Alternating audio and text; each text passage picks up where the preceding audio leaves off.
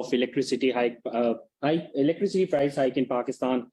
My name is Ubaid, and I'll be moderating the discussion today. And the dialogue has been jointly organized by Sustainable Development Policy Institute and Pakistan Renewable Energy Coalition. So I think just before we actually go into the discussion, let me just set some of the housekeeping rules. The event is being live streamed on Facebook, Twitter, LinkedIn. Our online speakers are encouraged to turn on their cameras as long as they're, while speaking especially, as long as their network allows them to do so without any disruption. The dialogue will be recorded and the video will be posted online. You're all always welcome to revisit the discussion later or share it within your networks. And I think most importantly, we invite questions from our audience. You can simply raise your hand or write them down in the chat or the Q&A box.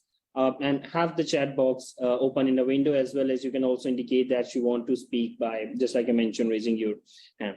So I think now coming to the topic, I believe that today's theme, that electricity price hike in Pakistan, is something that is very extremely critical to address. I mean, given the response we have actually received from the communities, the citizens, as well as the constraints the country is actually operating under. And I think we have a very right set of speakers who has joined us both in person as well as online. So with any further ado, I would actually request Mr. Ahad Nazir, the Head Center for Private Sector Engagement at Sustainable Development Policy Institute, for his welcome and opening remarks. Yes, over to you. Thank you very much, Ubaid. Ahad and Ubaid, bilingual action thoda sa taaki wo ho jaye. So thank you very much. सिर्फ जो है SDPI के behalf पे आप सबका शुक्रिया अदा करूंगा, पैनलिस्ट का और जो पार्टिसिपेंट्स हमारे साथ हैं। ये आई थिंक ये कोई अचानक ये मसला क्रिएट नहीं हो गया, जैसे हाइप बन गया है। ये बड़े, मुझे तो लगता है सोची समझी साजिश के तहत ये क्रिएट किया गया है। हमने बड़ी मेहनत की है इस मसले तक पहुंचने में। जो मसला आज आज हम डिस्कस करने जा रहे हैं, इसके अंदर आई थिंक ये दो तीन चीज़ें जो हमें लाजमी इसके अंदर देखनी चाहिए। वो ये है कि इस मसले का शॉर्ट टर्म सोल्यूशन निकालते निकालते ही आई थिंक कि हम आज इस सिचुएशन पे पहुंच गए हैं कि लोग सड़क पे हैं और काफ़ी सारे इशूज फेस किए जा रहे हैं पूरे मुल्क में। और इसका शॉर्ट टर्म सोल्यूशन शायद कोई बन ही नहीं सकता। मेरी अकल जितनी काम करती है और 15 साल से एनर्जी सेक्टर के साथ मेरी जो वाबस्तगी है, मुझे लगता है कि इसके अंदर कोई शॉर्ट टर्म सोल्यूशन नहीं है। Structural reforms is the only way forward. हमें देखना है कि हमारी डिमांड मैनेजमेंट किस तरह एक्सक्यूट है। हम लोग नॉन प्रोडक्टिव सेक्टर 50% से ज़्यादा एनर्जी इलेक्ट्रिसिटी कंज्यूम कर रहा है। हमारी अगर हम दूसरी तरफ देखें तो हमारे पावर प्लांट्स की एफिशिएंसी एक बहुत बड़ा इशू है। It's still being run on imported fuel, वो एक बहुत बड़ा इशू है। आपके अगर हम रिन्यूएबल एनर्जी की बात करते हैं तो रिन्यूएबल एनर्जी वाली साइड पे एक बहुत बड़ा इशू ये है कि आपकी इंटरमिटेंसी और फिर इंटरमिटेंसी के साथ फिर मजीद कर्टेलमेंट के जो वो प्रोड्यूस कर रहे हैं वो भी हम यूटिलाइज नहीं कर पा रहे। तो एक आई थिंक इसको एक होलिस्टिक तरीके से हमें डिस्कस करने की ज़रूरत है। और उसी के लिए आज ये बड़ा ही ज़बरदस्त पैनल जो है ये हमारी एनर्जी टीम ने इसको इकट्ठा किया है। मैं थोड़ा सा आप लोगों को सीक्वेंस बता देता हूँ। इसमें स्टार्ट में डॉक्टर खालिद वलीद हमारे रिसर्च फेलो हैं, इनकी एक प्रेजेंटेशन होगी जो इन्होंने कुछ डाटा की बेस पे कुछ चीज़ें शो की हैं। हमारे जो बाकी पैनल डिस्कशन है उसके अंदर doctor Khaqan Hassan Najeeb Sahab former adviser ministry of finance हैं, Sadia Dada from K Electric, doctor Fayyaz Chaudhry director LUMS energy institute, Safia Malik senior research economist PIDE, Mustafa हैं हमारे साथ इधर हॉल में मौजूद हैं, प्रोग्राम मैनेजर रिन्यूएबल फर्स्ट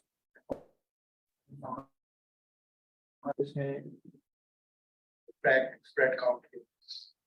और कंक्लूडिंग रिमार्क्स के लिए हम रिक्वेस्ट कर रहे होंगे बदर आलम साहब से जो कि चीफ एग्जीक्यूटिव ऑफिसर हैं फ्लाइट के।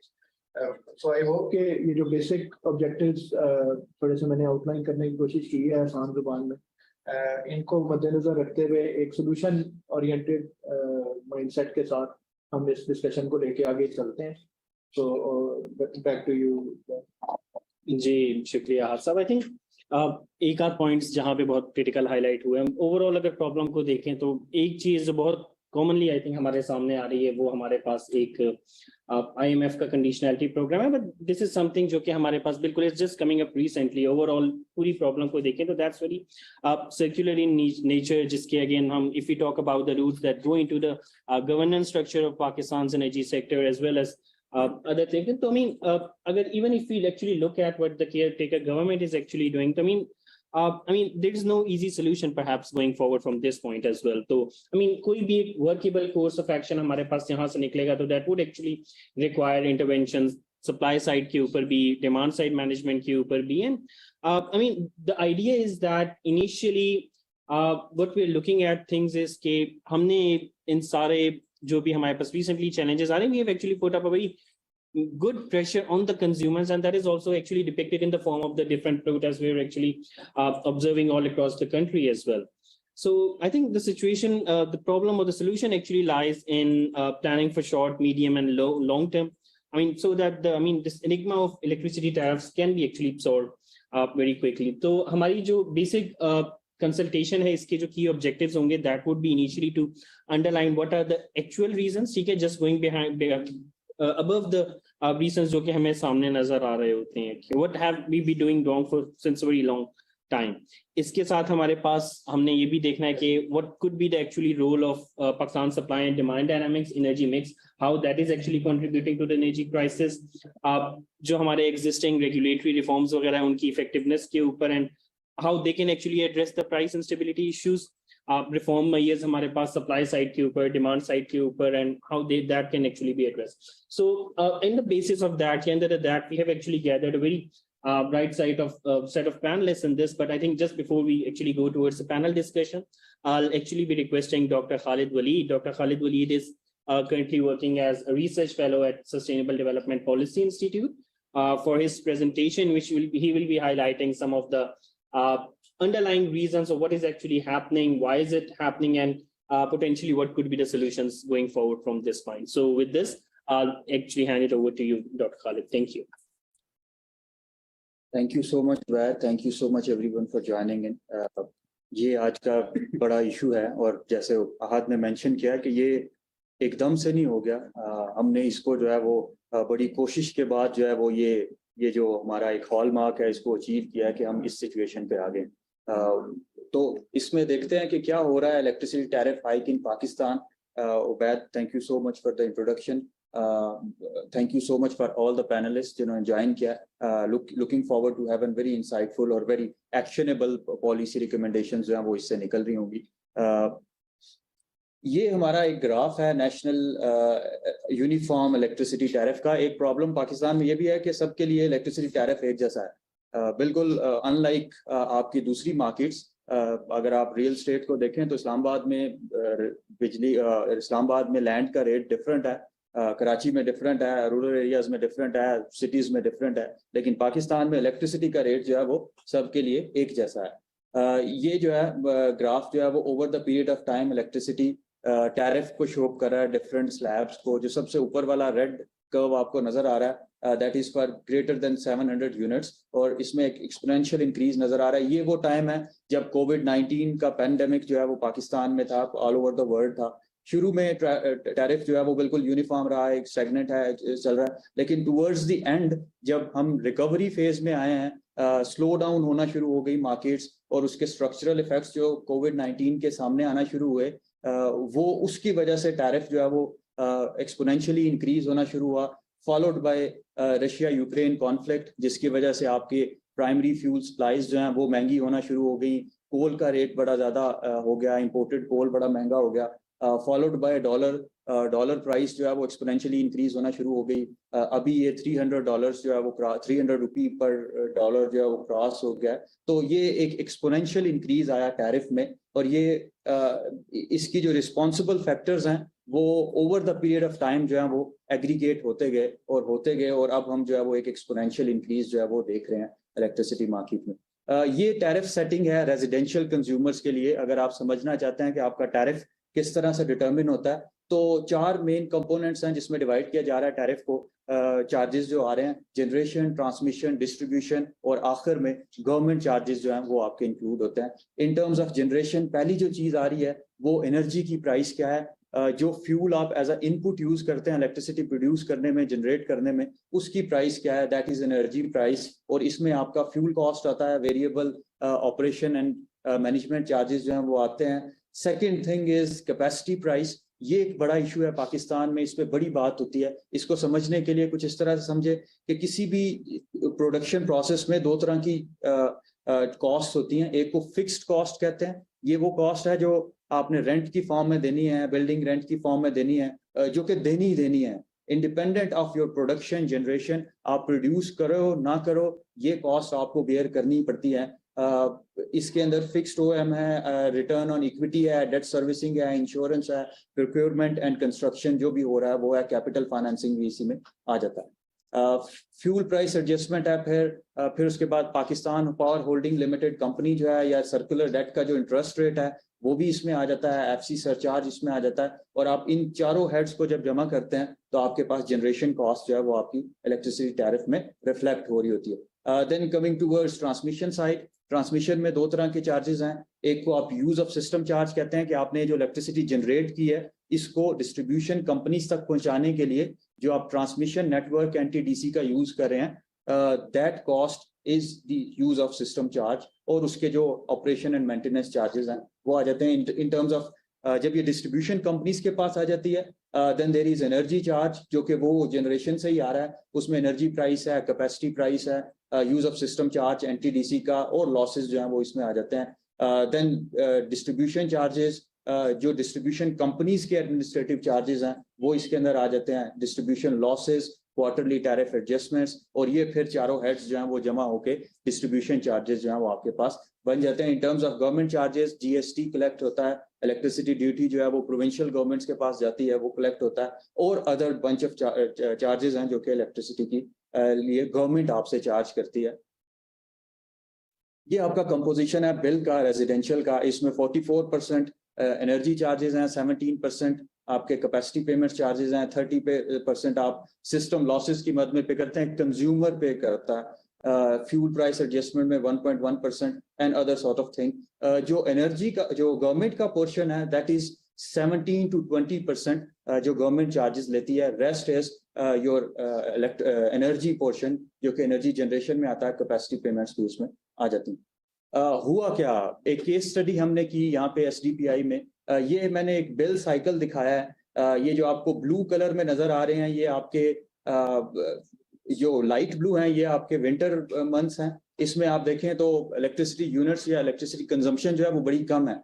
और ये जो आपको रेड में नजर आ रहे हैं ये अभी के हैं, जून और जुलाई के। अगर लास्ट आप देखें तो जून में 420 यूनिट्स जो है वो इलेक्ट्रिसिटी बिल आया है। हुआ ये था कि जो जून मंथ का बिल था उसमें ईद आ रही थी, उसमें जो डिस्ट्रीब्यूशन कंपनीज थी उन्होंने एक एस्टिमेटेड बिल भेजा, रीडिंग्स जो है वो नहीं ली गई। ये केस स्टडी आइस्को की है। जो एक्चुअल रीडिंग थी वो कोई 800 यूनिट्स बन रही थी और जो बिल भेजा गया दैट वाज 420 यूनिट्स का। तो वो जो 400 यूनिट्स थे दे वर ट्रांसफर्ड टू जुलाई, और वो जुलाई का जो यूनिट्स हैं वो 800 की बजाय वो 1035 हो गए हैं। और अब मसला यह है कि जो जून में इलेक्ट्रिसिटी प्राइस थी that was 35 rupee per unit, और जो जुलाई में इलेक्ट्रिसिटी प्राइस है जो कि 1035 यूनिट्स की आपने चार्ज करनी है that was increase to 43 units पर रुपीस पर यूनिट। तो ये जो है ये एकदम से एक्सपोनेंशियल इंक्रीज आया और एकदम से ये जो एक अब्रप्ट सा जो प्रोटेस्ट स्टार्ट हो गया। इसमें एक मेजर कंट्रीब्यूटिंग फैक्टर जो था वो ये भी है। शॉर्ट टर्म में क्या किया जा सकता है, इमीडिएट मेजर्स। मैं बिल्कुल आज से एग्री करता हूँ कि do not sacrifice your short term for your long term. कभी भी ये ना करें कि आप शॉर्ट टर्म रिलीफ के लिए अपनी लॉन्ग टर्म रिलीफ को जो है वो खत्म करें हो। लेकिन फिर भी शॉर्ट टर्म में इमीडिएट मेजर, अगर इसी बिल साइकिल को देखते हुए एक एवरेज इलेक्ट्रिसिटी प्राइस निकाली जाए तो वो इलेक्ट्रिसिटी कंजम्पशन निकाली जाए तो वो 400 यूनिट्स पर मंथ बनती है। तो ये किया जा सकता है कि जो समर का हाई इलेक्ट्रिसिटी बिल है उसको इंस्टॉलमेंट्स करते हुए विंटर के लो कंजम्पटिव मंथ्स पे जो है वो ट्रांसफर कर दिया जाए ताकि एक यूनिफॉर्म या एवरेज प्राइस जो है वो कंज्यूमर पे कर रहा हो। और शॉर्ट टर्म ईएस क्या लिए जा सकते हैं, गवर्नमेंट चार्जेस कम किए जा सकते हैं, लेकिन यहाँ पे चूंकि आईएमएफ के अंडर है एक मेजर सब्सिडी प्रोग्राम देना बड़ा मुश्किल है गवर्नमेंट के लिए। ये एक डिलेमा है पाकिस्तान के लिए कि अगर आप स्ट्रक्चरल रिफॉर्म्स की तरफ जाते हैं तो टैरिफ इंक्रीज करना पड़ता है, और जब टैरिफ इंक्रीज करना होता है तो वो पॉलिटिकल टोल आता है, प्रोटेस्ट होते हैं, और आपको फिर दोबारा से स्क्वायर वन, और ये एक जो है विशियस सर्कल जो है वो चलता रहेगा। इसको थोड़ा सा स्ट्रक्चरल रिफॉर्म करके ठीक करना है। Ensure timely meter readings, targeted subsidies through BISP को यूज करते हुए पहले भी बड़ी इफेक्टिव इंटरवेंशन जो है वो हुई भी है। Demand side management, doctor Fayyaz हमारे साथ हैं, वो इस पे काफी तफसीलन जो है वो बात कर रहे होंगे। कोई फ्री इलेक्ट्रिसिटी नहीं होनी चाहिए। बड़ा कम पोर्शन है जो कि फ्री इलेक्ट्रिसिटी की फॉर्म में टैरिफ में रिफ्लेक्ट होता है, लेकिन ये जो प्रोटेस्ट हैं इसकी एक वजह ये भी है कि लोगों को लगता है कि इनजस्टिस बड़ा है सोसाइटी में। कुछ लोग वो हैं जो बड़ा ज्यादा बिल दे रहे हैं और कुछ लोग बिल नहीं दे रहे, और जब ये बंदा सोचता है कि मैं इतना बिल दे रहा हूँ और उस बंदे का बिल भी मैं दे रहा हूँ तो ये एक इनजस्टिस क्रिएट करता है। तो that should be resolve as well.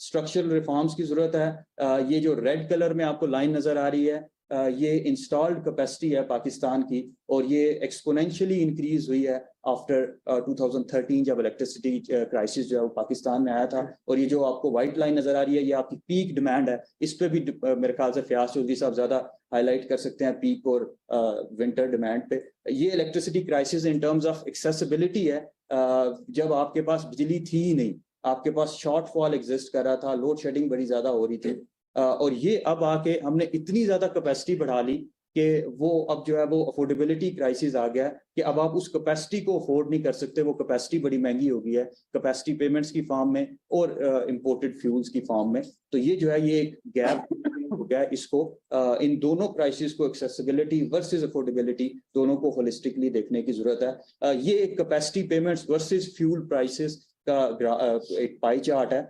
32% total electricity generation में फ्यूल का आता है या O&M का आता है। 68% जो है वो कैपेसिटी चार्ज की मद में आपको जो है वो देने पड़ते हैं।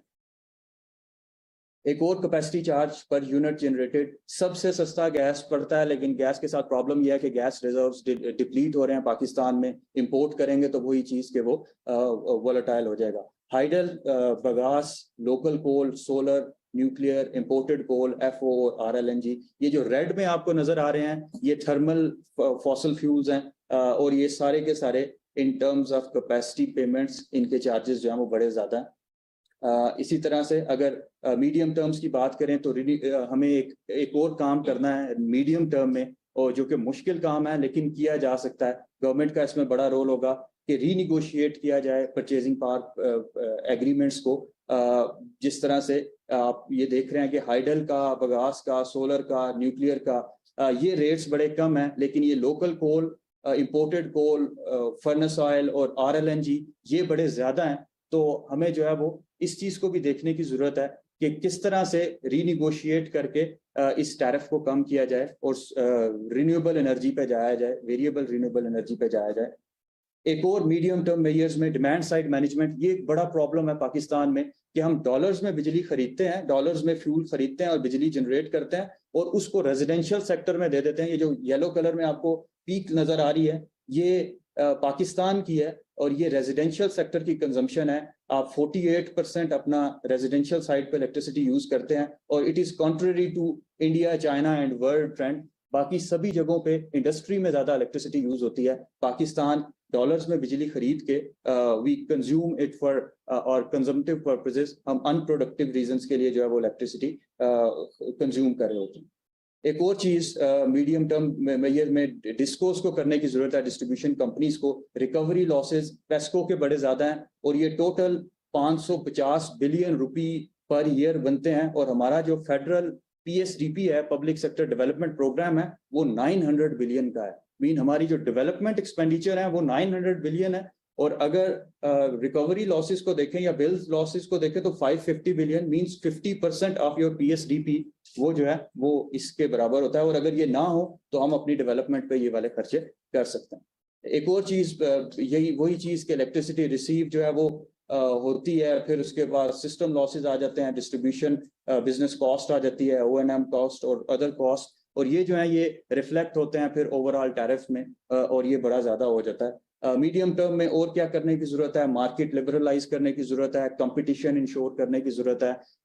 जिस तरह से टेलीकम्युनिकेशन सेक्टर में है, अगर आपको एक कंपनी की सर्विसेज पसंद नहीं आ रही, आप दूसरी कंपनी पे स्विच कर जाते हैं और वो आपको एक कंपेटिटिव टैरिफ जो है वो दे रहे होते हैं।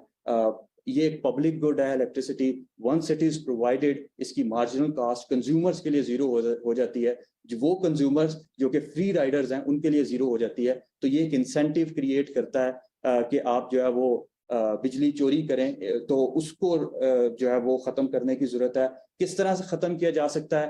Well, property rights can be insured. अगर आप इसको कम्युनिटी को प्रॉपर्टी राइट्स दे दें या कम्युनिटी इसको ओन करना शुरू कर दे, या जब आप एक इकोनॉमिक्स में टर्म यूज होता है that is tragedy of Commons. जब कोई एक चीज कॉमन प्रॉपर्टी में है, कॉमन प्रॉपर्टी है, तो सभी उसको अब्यूज करते हैं। माले मुफ्त दिले बेरहम सुना होगा आपने। तो प्रॉपर्टी राइट्स को इंश्योर करने की जरूरत है। प्राइवेटाइजेशन और डिवेल्यूशन जो है वो होना चाहिए, डिस्ट्रीब्यूटेड जनरेशन होनी चाहिए, कम्युनिटी ग्रिड्स जो है वो होने चाहिए। जितना ज्यादा पास लोड सेंटर के पास इलेक्ट्रिसिटी प्रोड्यूस होगी, जनरेट होगी, उतने लाइन लॉसेज जो है वो कम होते जाएंगे। लॉन्ग टर्म में क्या करना है? एनर्जी ट्रांजिशन की तरफ जाना है। जस्ट एनर्जी ट्रांजिशन पार्टनरशिप एक कॉन्सेप्ट है जिसमें आप इंडस्ट्रियलाइज कंट्री से लोन या फाइनेंसिंग इस मद में लेते हैं कि आप अपने इलेक्ट्रिसिटी सेक्टर को ठीक कर रहे होंगे। रिफॉर्म्स ट्रांसमिशन सेक्टर में होने चाहिए। फॉसिल फ्यूल प्लांट्स को अर्ली रिटायर करके डिफरेंट मैकेनिज्म्स के थ्रू बिहेवियरल चेंज कंज्यूमर्स में आना चाहिए। पॉलिसी मेकिंग इंटीग्रेटेड होनी चाहिए। इकोनॉमिक क्राइसिस को सॉल्व करने के लिए एनर्जी और एनवायरनमेंट में जो इंटरवेंशंस हैं, सस्टेनेबल इंटरवेंशंस, उनको इंट्रोड्यूस होना चाहिए। टू सम इट अप, ये एक लॉन्ग टर्म प्रोसेस है। इंट्रोस्पेक्शन की जरूरत है, इंटीग्रेशन की जरूरत है, इंडिजिनाइजेशन की जरूरत है, इंसेंटिवाइजेशन की जरूरत है, इम्प्लीमेंटेशन फिर होगी। मुझे ये कहते हुए बड़ा अच्छा लगता है कि ये केओस जो है इसको लेडर के तौर पे यूज करना चाहिए। और वो किस तरह से किया जा सकता है कि जब भी आप किसी गड्ढे में होते हैं, यू स्टॉप डिगिंग अगर आपने बाहर निकलना है। तो हम अभी डिग करते जा रहे हैं और उसमें मजीद जो है वो जाते जा रहे हैं। So we need to use this chaos as ladder for sustainable energy practices. Thank you so much. Back to you, back to you panelists. Looking forward to have an insightful discussion. Thank you so much.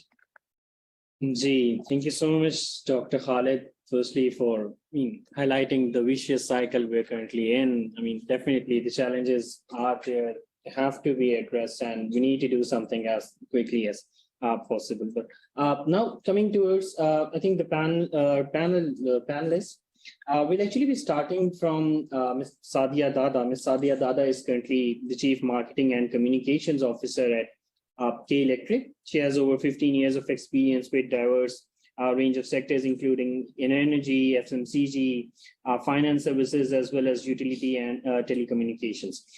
So, Ms. Sadia, I mean, K Electric has definitely been dealing with this challenge on ground. I mean, we saw some very unfortunate and extremely condemnable events with the field workers as well. So, I mean, if you could just actually highlight what is the K Electric's or K's current stance on, and how do you actually propose the country, I mean, coming out of this, the whole crisis which we're actually in. And please feel free to highlight if you want to add any other interventions within this as well. Over to you, Nisa. Thank you. So I think at least मुझे sound नहीं आ रही clear.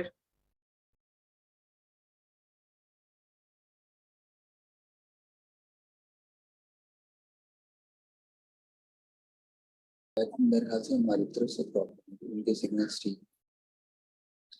Sadia, are we audible to you?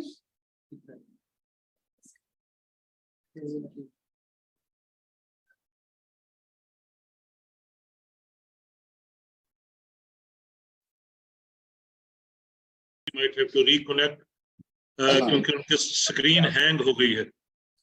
I think Ms. Sadia, can you hear us now? Yeah, sorry, I think I was just having some connectivity problems. मैं आवाज नहीं आ रही थी आपकी, तो मैंने reconnect किया। Ms. Sadia, you completely audible. But the basic gist of the question is what we feel is the solution for this crisis. Is that correct? Yes, I mean, we're simply trying to understand what's K's stance now, and how do you actually see the country moving forward from this point as well? Yes, over to you, sir. So first up again, thank you, Ahad Abed, SDPI, for this session, and Khalid Waleed Saab ka jo conversation thi, I really enjoyed it. I got some snippets, I caught them yesterday when he was on Aaj TV. So I think पहली बात awareness एक बहुत बहुत जरूरी चीज है. I know मुझसे पहले और मेरे बाद बहुत ज्यादा experts आएंगे और वो technical conversation करेंगे. दो चीजें, I think we're creating an air of aggression, और वो aggression जो है वो जैसे आहद ने कहा ये कोई सिलसिला ये सदियों का, कोई आज की बात नहीं. So we have sort of walked into this with full direction के जी हमें पता था आगे ये होना है और शायद हमने इसको अवॉइड करने के लिए टाइमली कोई मेजर्स नहीं लिए. And I think we all responsible, क्योंकि मैं खुद पावर सेक्टर से ताल्लुक रखती हूँ तो मुझे अंदाजा भी है कि this is something that we also all need to fix together. Immediate solutions Khalid Sahab ने बहुत अच्छे अंडरलाइन किए. So I will only say things that I feel उसके अलावा हैं. पहला जो हमें दो चीजें लगती है, जो बिस्क की बात की, I think it's a fantastic idea. इस वक्त सब्सिडी जो है वो ब्लैंकेट है. अगर एक इंसान 2 महीने के लिए वेकेशन पे, और अक्सर पाकिस्तानी जाते हैं वह मुल्क से बाहर हैं और उनका 200 यूनिट आता है तो उसको भी सब्सिडी मिलती है, ख्वाह उसका घर 200 गज का हो या 2000 गज का हो. So I think subsidy has to be opt in. मतलब जिस इंसान को वो चाहिए उसको डिक्लेयर करना चाहिए कि उसकी आमदन जो है वो उसको इस के लिए एलिजिबल बनाती है. दूसरी चीज जो हमें देखनी है, वो जरूरी नहीं है कि हर सोल्यूशन जो है वो पावर सेक्टर के अंदर ही मौजूद हो, ज्यादातर हैं बट कुछ बाहर भी हैं. अगर पिछले साल रिटेलर टैक्स जो है वो गवर्नमेंट के ना करती रिटेलर्स और ताजिरों के अगेंस्ट, और वो रिटेलर टैक्स लगाया जाता, तो हमारे पास फिस्कल स्पेस मौजूद होती to continue our subsidy programmes. Approximately 200 billion जो है वो टैक्स में कलेक्ट होता. आज भी अगर आप देखें IMF का सवाल यही है कि आप टैक्स नेट को ब्रॉडन करके अगर फिस्कल स्पेस क्रिएट कर सकते हैं तो you can continue to provide relief to your people. So it's not really about how you choose to do it. माजरत के साथ, I think as a country we are used to taking the easy way out. This is the simplest and easiest way to collect the tax. अगर हम tax net broaden करते हैं, fiscal space create करते हैं, तो then we don't need to go to anybody for approval on how we bill people, what charges we levy on them. Capacity payment का जो आज रेशियो है 70-30, in bills, 70% of the bill is capacity payments, 30% is energy payments. Is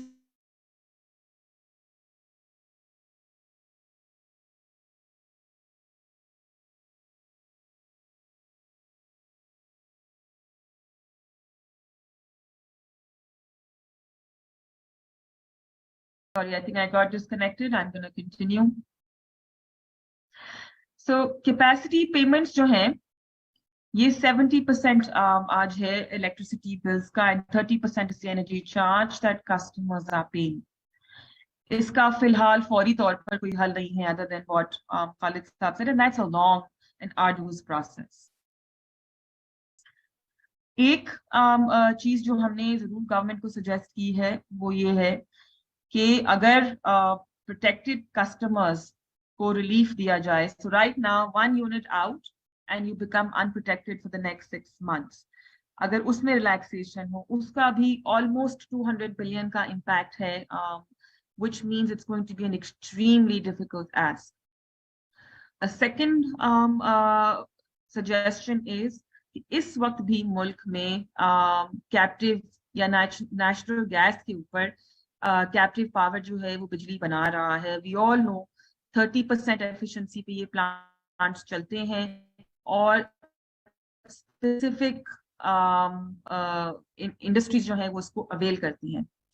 When you divert that natural gas to the national grid and to power plants with better efficiency, आप एक nexus create करते हैं जिसमें fuel cost या generation cost जो है वो reduce होगी, साथ ही साथ when you move these captive power players onto the grid, again broadening the pie, अगर 100 बिलियन यूनिट्स के ऊपर एक चार्ज स्प्रेड आउट हो रहा है versus 110 billion units, overall customer के ऊपर बर्डन जो है वो ईज आउट होगा इससे.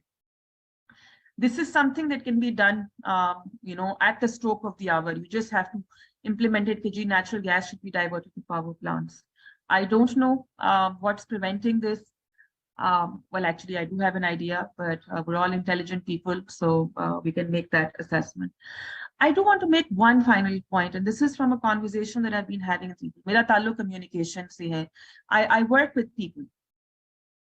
I think हमें ये भी देखना है कि जिस तरीके से पावर सेक्टर की जो टैरिफ्स है उसकी नोटिफिकेशन होती है every single day, when you watch the TV, तो आता है कि जी 1.5 रुपए बढ़ने का दरखास्त दायर हो गई, बिजली 1.5 रुपए बढ़ने वाली है, हियरिंग हो गई, बिजली 1.5 रुपए बढ़ने वाली है, फैसला महफूज कर लिया गया, बिजली 1.5 रुपए बढ़ने वाली है, हुकूमत ने नोटिफाई कर दिया, एफसीए की मद में 3.5 रुपए बढ़ रही है, क्यूटीए की मद में 4.5 रुपए बढ़ रही है. अच्छा, एक दफा इजाफा होता है, वंस अ मंथ होता है, हम 4 दफा लोगों को जहनी तौर पर मफलूज करते हैं कि आ रहा है, आपके साथ बहुत बुरा होने वाला है. कहीं इस सिस्टम को देखने की जरूरत है. हम लोगों को साइकोलॉजिकल तौर पर परेशान कर रहे हैं, हरासा कर रहे हैं, और शायद हम इस डायमेंशन को इतनी उस बारीकी से नहीं देख रहे जिससे शायद देखना चाहिए. मुझे नहीं पता इसका सोल्यूशन क्या है, लेकिन we have to factor in sanity of how we break this news to the people.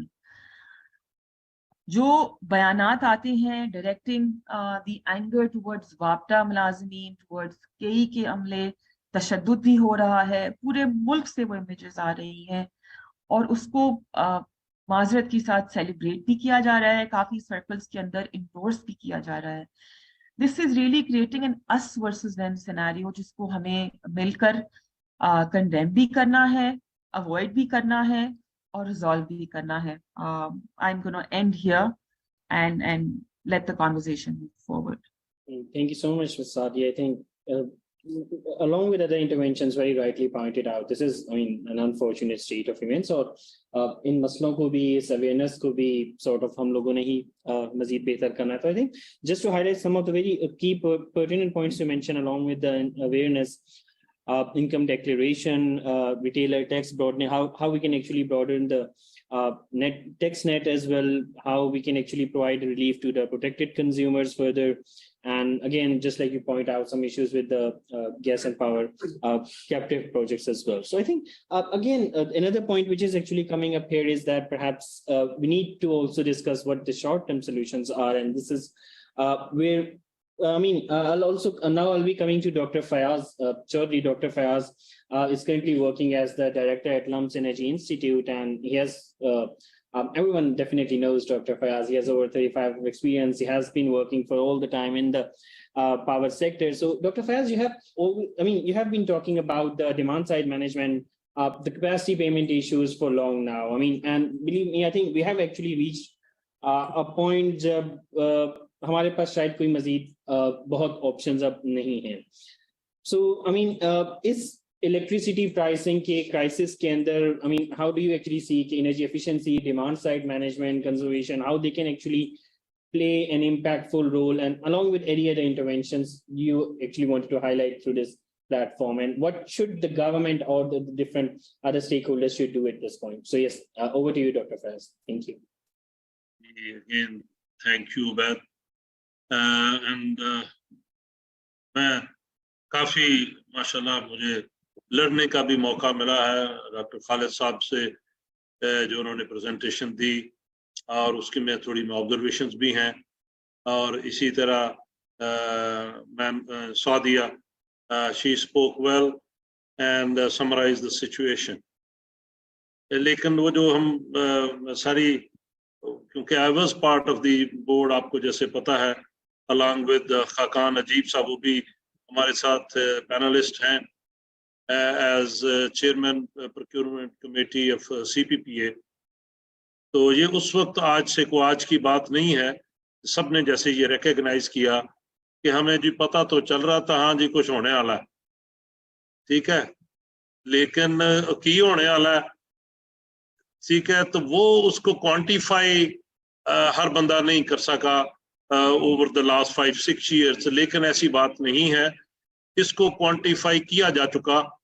ये 7 साल या 6.5 साल पहले ये बातें बोर्ड में डिस्कस हो चुकी, कैपेसिटी पेमेंट का जो बैलून है उस पर डिस्कशन हो चुकी, बोर्ड की अप्रूवल हो चुकी, लेकिन even then we went ahead with it. अब इसको आप कहें कि जी वो यार सानू तो पता ही नहीं लगा, ठीक है, तो ये मैं एज ए प्रोफेशनल मैं ये कबूल करने के लिए तैयार नहीं हूं कि हमें पता नहीं चला। तो मैं खालिद वली साहब की बात को लेके आगे चलूंगा कि वो खड्डे में घुसने वाली बात उन्होंने की है, तो लेटर को भी फर्दर डिग करना बंद कर दे। तो क्या हमने सब ने आवाज उठाई है कि यार तुसी खड्डा होर खोद रहे हो इन टर्म्स ऑफ C5? ये आज से 7 साल पहले एस्टेब्लिश हो चुका कि we do not need a capacity project, for God से whatever the decisions we made those are enough.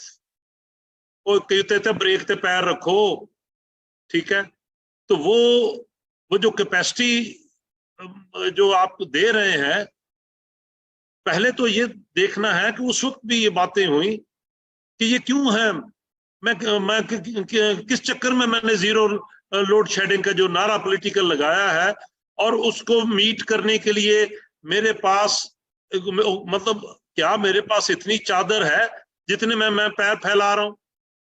तो एज प्रोफेशनल जो हम सारे यहाँ बड़े थिंक टैंक बन के बैठे हुए हैं, हम में से कितने लोगों ने इसको अपफ्रंट इसको रिजेक्ट किया है, ठीक है, तो हम अपनी नौकरी बचाओ स्कीम इतनी हमारे जो मॉरल इतनी है ही नहीं अभी ट्रेनिंग हुई कि हम फौरन किसी को गलत कह दें।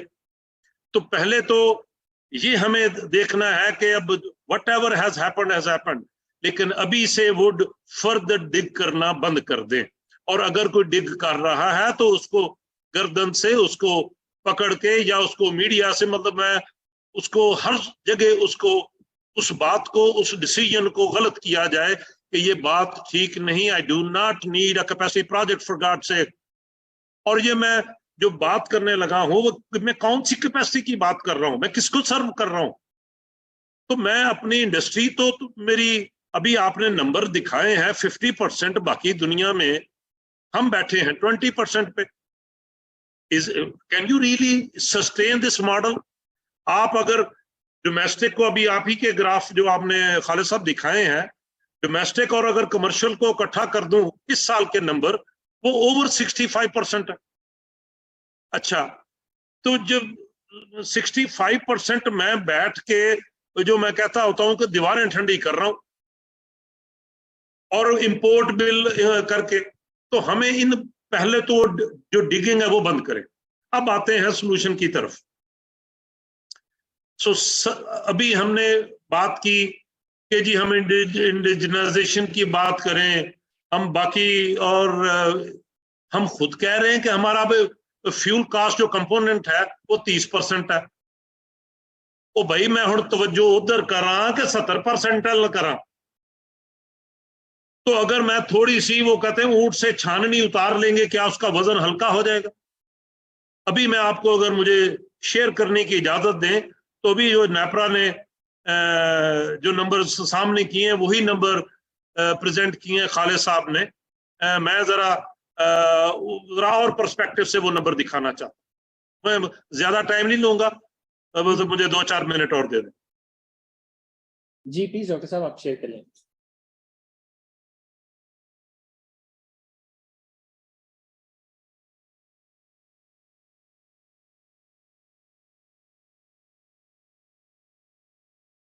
यही नंबर आपने दिखाया ना जी खालिद साहब? हेलो जी जी डॉक्टर साहब, ये ऑडिबल, आपकी आवाज आ रही है, यही नंबर, जी यही नंबर दिखाए, और इसी में से आपने कहा कि 70% कैपेसिटी है, 30% वो है, ठीक है। ये नंबर आपको एग्जैक्ट नंबर तो यहाँ मौजूद नजर आते हैं, लेकिन हम बात जो कर रहे हैं इस पूरे सिनेरियो में अगले साल जो टोटल आपका इंपोर्टेड फ्यूल की वजह से जो बिल होगा वो आपका जो रेड सर्कल में मैंने किया है 16.5 टेरावाट आवर्स और 6.6 टेरावाट आवर्स, टोटल 22, 139 में से बाकी सारा इंडिजिनस है। ठीक है, सो इसका मतलब है मैं फ्यूल कास्ट मेरे पास को बहुत ज्यादा गुंजाइश नहीं है फ्यूल कास्ट कंपोनेंट को रिड्यूस करने की। तो अब हमारी यस, हम कहेंगे यार और कम कर देंगे, यार तू थोड़ी जी छाननी उतार लेगा। So this is not going to help that much. Already 85%, 84% your indigenous. आप हाइड्रो देख लो। अच्छा, फर्नेस ऑयल, अब फर्नेस ऑयल को हम, है तो फॉसिल फ्यूल, लेकिन इसमें जो हमारे पास इस वक्त फर्नेस ऑयल प्रोड्यूस होता है वो होता है तकरीबन 9 से 10 टेरावाट आवर्स के लिए। 9 to 10 हम इस्तेमाल कर रहे हैं 2.6, बाकी हमारी रिफाइनरी बंद हो जाती। ओ भाई मैं इसका क्योंकि इसको इस अंदाज की इसकी मैं टैरिफ रखूं। मैं अभी जो RLNG है, ठीक है, उनकी लोकेशन की वजह से उनको हम ज्यादा डिस्पैच दे रहे हैं, लेकिन आप ये देखिए कि इसका जरा डिस्पैच का नंबर तो निकालिए। 7000 में से ओनली 6.6। वही बात जो हकान साहब को भी पता है कि I was vocal in my board meetings कि भाई ये इस्तेमाल नहीं होना, ये आइडल कैपेसिटी होगी जो आप लगा रहे हो।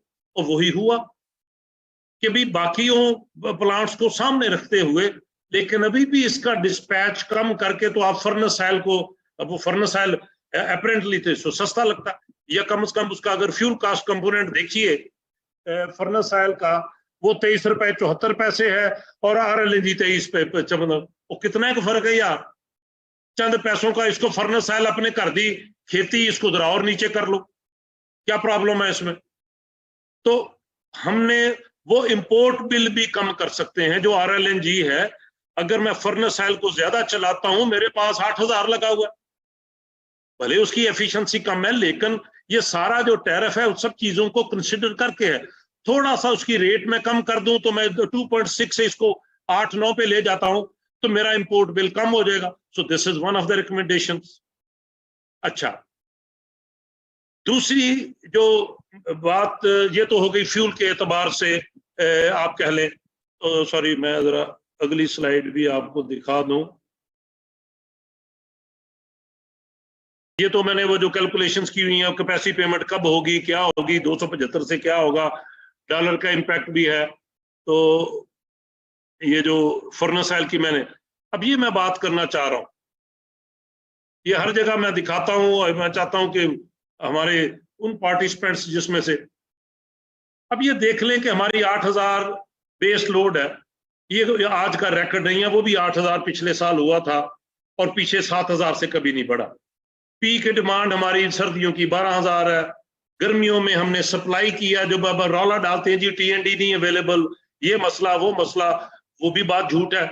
24,564 हमने किया, इस साल 25,600 कर दिया, और उससे पिछले साल हमारे पास डॉलर ही खत्म हो गए थे। ठीक है, इसलिए हम वो 22 भी सप्लाई नहीं कर सके, तमगे भी लेते रह के 30,000 डिमांड हो गई। तो ये काय की डिमांड है, ये 18,000 हमारे कूलिंग लोड की डिमांड है।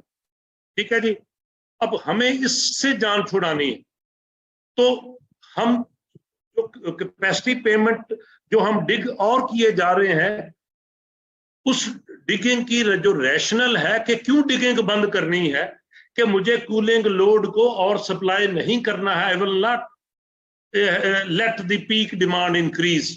मुझे क्या करना है, वो अपना बेस लोड बढ़ा के, मैंने सारी जो भी मैम सादिया ने जो बातें की, कैप्टिव पावर प्लांट को ऐसे ही आ जाएंगे। कैप्टिव पावर प्लांट, उनकी आपने रिलायबिलिटी इंश्योर करनी है, वो इसलिए गए हैं, वो उस पे एक तो आपने गैस की रैशनलाइजेशन करनी है, लेकिन क्योंकि ट्रांसमिशन या डिस्ट्रीब्यूशन का बहुत कम एक्सपेंस होता है कैपिटल, आप उनको 2-2 क्या 4-4 फीडर दे दो, even then it will be cheaper than operating. आपने वो जो अभी मैंने वो पीछे नंबर दिखाए हैं, टोटल 20 रुपए आपका जनरेशन कास्ट है, 1.5 रुपया या 2 रुपए आपकी TND की कास्ट है. So that is the ratio. So 90+% generation cost होती है, बाकी तो TND की कास्ट, ऑपरेशन कास्ट कोई है ही नहीं. ठीक है, तो हमें उन बातों को समझना होगा कि मुझे रिलायबिलिटी में कैसे करूं, ईज ऑफ डूइंग बिजनेस कहां करूं, ताकि मेरे सारे इकोनॉमिक जोन्स, पूरा चाइना उठ के आ जाए यहाँ मैन्युफैक्चरिंग लेके. मैं ऐसे एनवायरनमेंट क्रिएट करूं ताकि ये मेरा 30 से ऊपर नंबर ना बढ़े, लेकिन ये जो 12 है जो सर्दियों का, या 8 रात को सर्दियों का है, ये 8 से 12 हो जाए, वो 12 से 17-18 हो जाए, मेरा मसला सॉल्व. ठीक है ना, मुझे फिर एक्स्ट्रा वो कैपेसिटी एक्स्ट्रा लगेगी, कैपेसिटी 70 की बजाय 50 पे आ जाएगी आपकी बेसिकली, तो ओवरऑल एवरेज टैरिफ कम हो जाएगा. तो सोल्यूशन जो है वो अपनी डिमांड साइड को बेहतर करने का है. और उसका अगर मैं आपको नंबर दिखाऊं कि 1000 अगर मैं कम करता हूं अपनी पीक डिमांड, तो सेविंग आपकी कितनी है. जो RLNG के कॉन्ट्रैक्ट थे जो अभी नहीं चल रहे, लेकिन आपने जो ऑब्लिगेशन साइन की हुई थी एंड वो $1 बिलियन से ज्यादा थी, तो शुक्र करो वो मेरे वर्ग को पागल होते आ गया, तो ये भी आपका काम दुरुस्त हो गया. Otherwise you would have been paying $4 billion a year for 4 plants, which now you are not paying that much. वो आपका नंबर आपके सामने है. सो आप वो जो हम बात कर रहे हैं 550 अरब रुपए, वो पूरे सेक्टर में, पूरे पाकिस्तान में हमने देखा कि हमारे वो इनएफिशिएंसी है व्हाटएवर, आप उसमें बेहतरी कर लेंगे तो क्या कर लेंगे. 50 अरब 100 अरब तो चलो जी, बाकी जो आपके प्रोविंसेस है उसमें तो 9-10% आप क्या इंप्रूवमेंट कर लेंगे. 9 को 7 पे ले आएंगे, 11 को 9 पे ले आएंगे. 3 प्रोविंसेस का वैसे भी शेयर ओनली 35% है, 33% है. सो वहां हम बातें वो करते हैं जहां आपका क्वांटिफाई फिर भी नहीं हम करते कि भाई अगर ये हम जो कह रहे हैं इसका फायदा क्या होगा. तो यहां जब हमने इसको 66% से वापस मेरिट ऑर्डर पे ले गए हैं, तो तब जाके आपने ये $708 मिलियन एटलीस्ट पर प्लांट आपने बचाया. तो हमें इस अंदाज के इकदाम करने हैं जो हम ये अपनी सारी चीजें कर सकें. और इसके लिए जो फेमस, अब ये देखिए, वो आपको एक बंदे को यहाँ है ये बात कि सर्दियों में 12 साल में 13 साल में मैं 25 से 34 गया हूं, जबकि 6 करोड़ बंदा मैंने ऐड कर दिया है. It means I have not done anything on the industry. So जो मैं कुछ कर रहा हूं, हर चीज मेरी समर मंथ्स की एक्सपोनेंशियल इंक्रीज है. तो मुझे अपने बिल्डिंग एनवेलप को ठीक करना है. वैसे भी वो अभी 65% से ऊपर हो गया बिल्डिंग का जो लोड है, तो वहां तवज्जो की जरूरत है और इंडस्ट्री को ओपन अप करने की जरूरत है, कैप्टिव को वापस लाने की. जब आप ये आपके इमीडिएट सोल्यूशन सारे आपकी जितनी जो न्यूक्लियर जो $4 बिलियन आपने लगाने हैं, वो $4 बिलियन सारे पाकिस्तान से वंड दो. अपनी बिल्डिंग ठीक करो, रेट्रोफिट करो, छतें को सफेद करो, अपनी जो एनवेलप है बाहर थर्मोपोर लगा दो, कुछ कर दो. ठीक है, अगली गर्मियों तक आप इसको, ये आपका काम करने का है अगली गर्मियों से. ठीक है, तो ये मेरी छोटी सी कोशिश जो आप, I hope I was not, एक second. Thank you so much. क्या साहब, thank you so much. Thank you so much. Technically था, लेकिन जो है वो समझ में आने वाली चीज थी. Thank you so much. Exactly. I think very pertinently point, मतलब एक यहाँ से डॉक्टर खालिद की प्रेजेंटेशन जो common point which is actually coming up is कि ये जो digging of capacity payments है, this is the foremost thing जिसको एड्रेस करने की जरूरत है. And again the peak demand के जो हमारे पास challenges हैं, they have to be addressed. Certainly, I think very rightly pointed out demand side management के issues डॉक्टर फयाज बहुत प्लेटफॉर्म्स पे हाईलाइट कर चुके हैं कि घर नहीं, हम ज्यादा डब्बे ही बना रहे हैं यहाँ पर. तो something that needs to be, so again thank you so much Dr. Fayaz.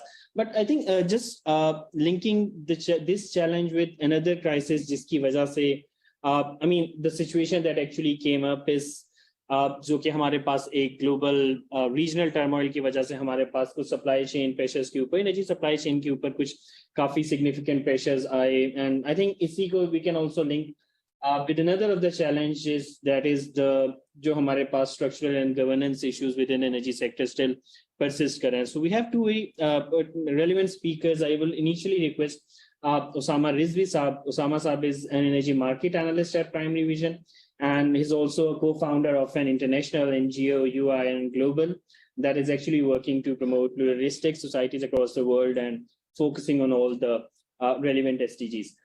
So Osama Saab, basic question from you is that if you could actually provide, a backdrop of the recent global energy pricing turmoil and how have geopolitical and regional factors contributed to this situation.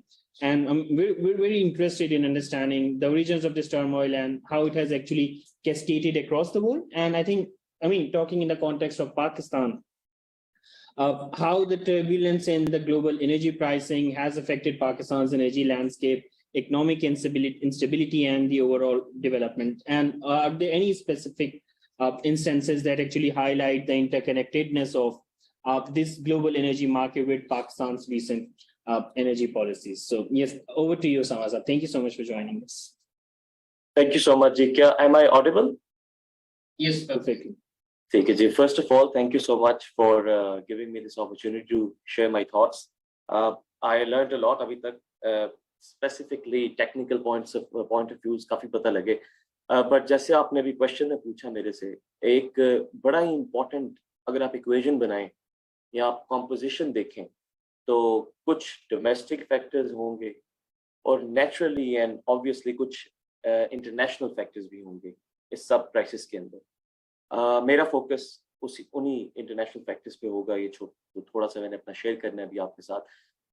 उस energy prices के ऊपर आने से पहले I think it is very important to understand, and even Russia Ukraine war से पहले भी, कि हम ओवरऑल जो ग्लोबल इकोनॉमी थी वो किस ओरिएंटेशन के अंदर, किस सेंटिमेंट के अंदर एग्जिस्ट कर रही. अगर आप इस वक्त देखें, हम रशिया यूक्रेनियन वॉर से शुरू करें, तो जो एनर्जी प्राइसेस है वो डेकेड हाई लेवल्स पे टच किए रिसेंट. फॉर इंस्टेंस हम बिजली की कीमतों की बात करें, पाकिस्तान में Germany which is the economic power house of the eurozone, उसके अंदर year on year 6 times 6 Guna electricity prices बढ़ी है. इसी तरह पूरे यूरोजोन के अंदर जो इन्फ्लेशन थी, महंगाई थी, वो अपने हाईएस्ट लेवल को टच की है रिसेंटली, तब से लेकर जब तक यूरोजोन वजूद में आया 1990s के अंदर.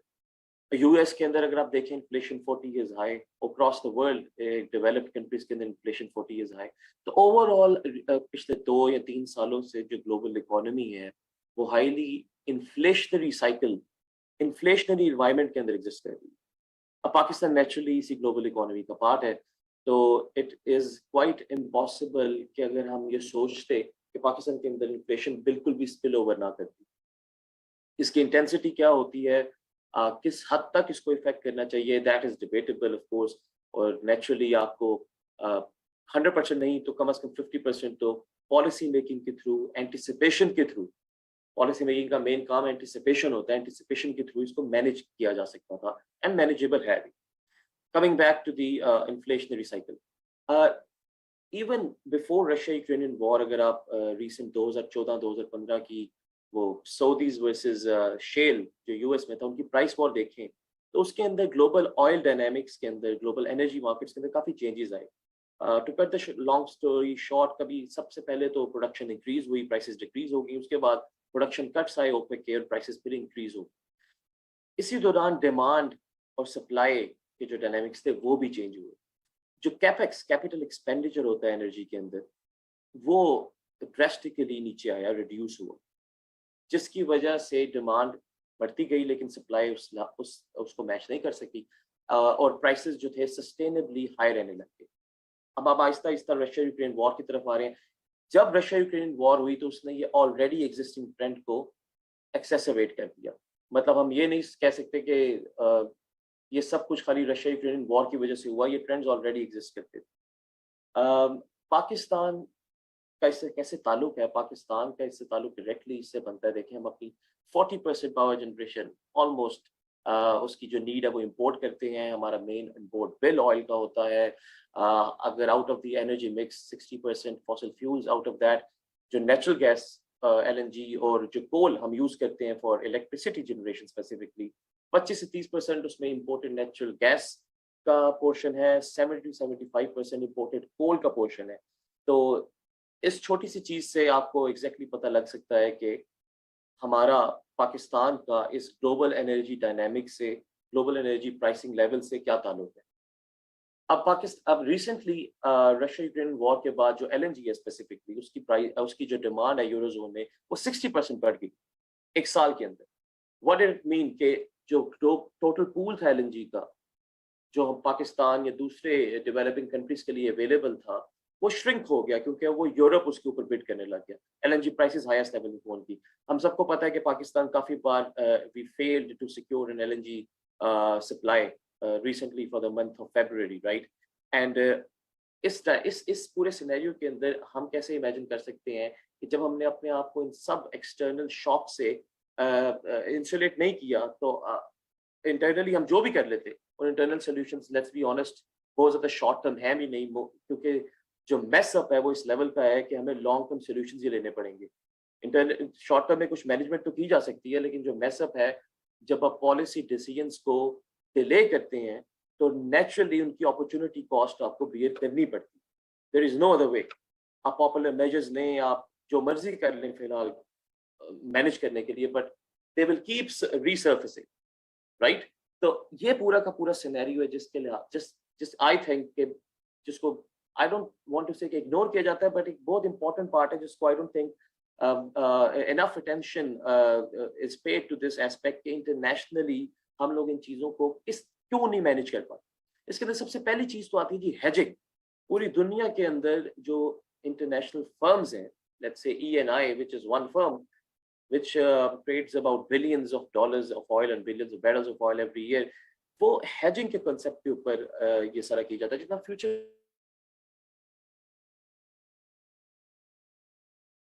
क्वेश्चन है कि हम लोग जो पॉलिसी मेकर्स हैं, ये जो इस प्रोक्योरमेंट को मैनेज करते हैं, why don't they anticipate these changes के ग्लोबली क्या होने लगा है। इंटरेस्ट रेट्स, अगर हम इंपोर्ट्स की बात करें, एनर्जी क्राइसिस की बात करें, इसमें हमारी करेंसी की वैल्यू का बड़ा इफेक्ट है। तो हमें नहीं पता था कि यूएस के जो इंटरेस्ट रेट है वो 5% पे चले जाएंगे। यूएस अभी इस वक्त एक मॉनेटरी टाइटनिंग पॉलिसी साइकिल में आने लगा है। ये कब तक जाएगा, कब खत्म होगा, इसका डायरेक्ट इफेक्ट पाकिस्तानी रुपये पे आता है। पाकिस्तान के अंदर जो डिवैल्यूएशन हुई है, अगर आप एक चार्ट देखें, visualcapitalist.com एक बड़ी अच्छी वेबसाइट है, उसमें जाके आप चार्ट देखें कि how other currencies are faring against dollar.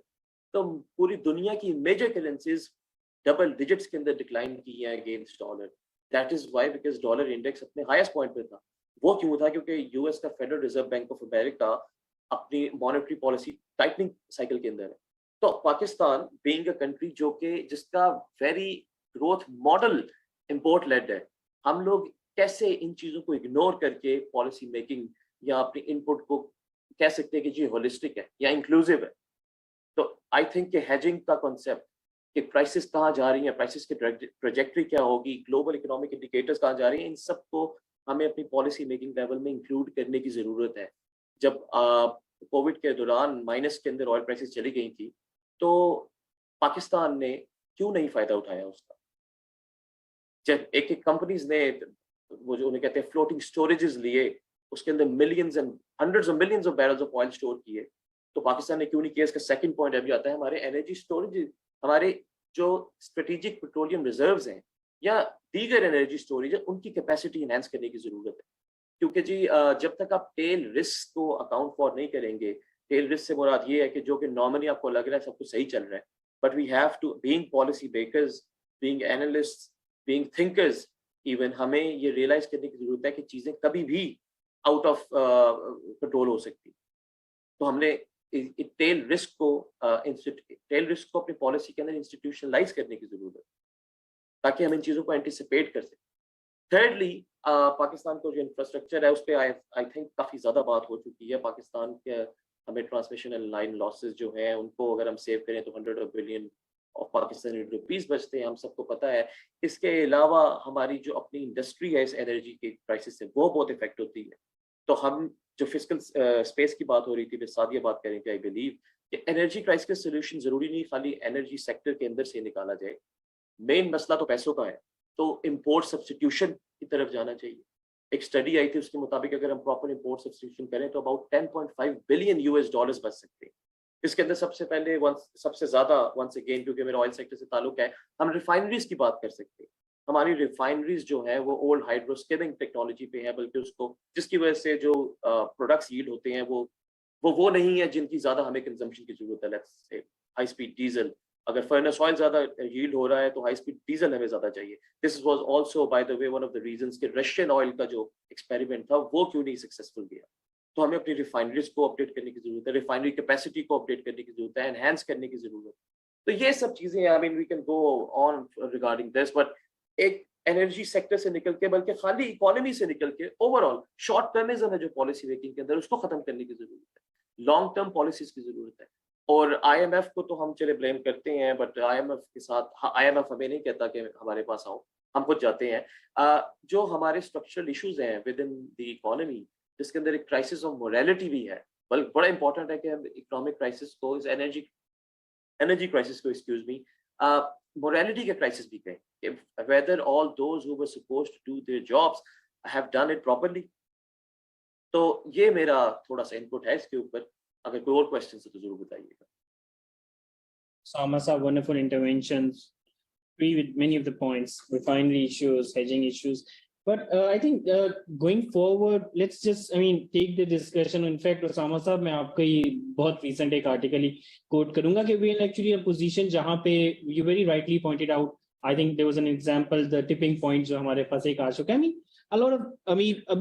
Right now the major issue is what can actually be done for the common citizen, perhaps. I think, Saab, you have also very rightly mentioned in the Q&A box, at the point we actually have to concentrate also on how to reduce the price or tariffs for these people. So, that is also extremely important. I think perhaps going forward, we can also highlight some of the recommendations that can actually be given on those lines as well. But I think as of now, I'll be actually coming to Ms. Afia. Ms. Afia is working as the senior research economist at Pakistan Institute of Development Economics. So Ms. Afia, you've also been working around this point for a long time. You have spoken on these issues, on the structural issues, but along with highlighting those points, if you can also, shed some light on what actually needs to be done that can actually provide some short-time relief to the consumers and the people as well. So yes, over to you, Ms. Afia. Thank you.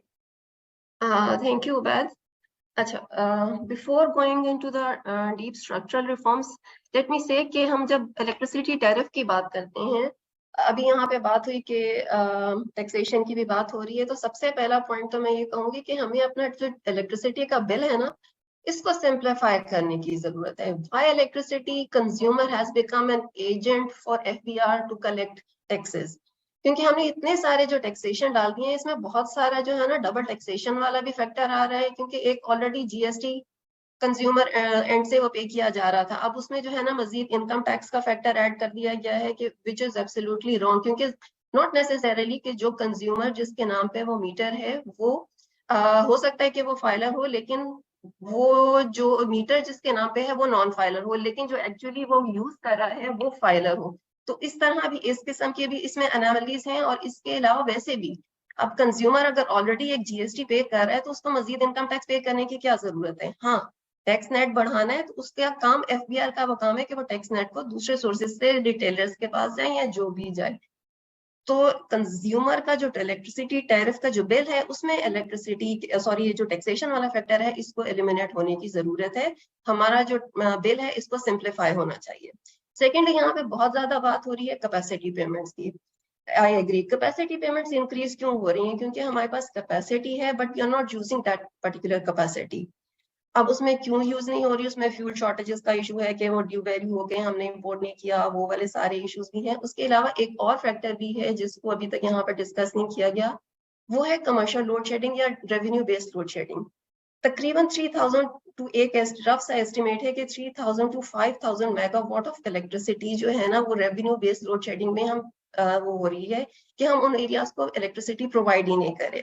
I agree कि 2013 की policy में ये कहा गया था कि जो loss making areas हैं वहां पे आप लोड शेडिंग स्टार्ट कर दें ताकि उनको कवर किया जाए। लेकिन it was only a short term एक दिया गया था, एक सोल्यूशन दिया गया था कि ताकि जो डिफॉल्टर्स हैं उनको मेन स्ट्रीम में लाया जाए और उसके बाद इस वाली चीज को इवेंचुअली खत्म कर दिया जाए। लेकिन अभी तक हम उस पॉलिसी को कंटिन्यू किए हुए हैं, जिसकी वजह से क्या हो रहा है कि हमारे पास कैपेसिटी तो है लेकिन जहां पे यूज होनी है वहां पे हम सप्लाई नहीं कर रहे। और उसमें ना सिर्फ ये कि डिफॉल्टर्स हैं, बहुत सारे ऐसे लोग भी फिर उसमें जो है उनको बिजली नहीं दी जाती जो कि बिल बहुत कंप्लाइंट कंज्यूमर्स हैं और जो बिल रेगुलरली पे करते हैं।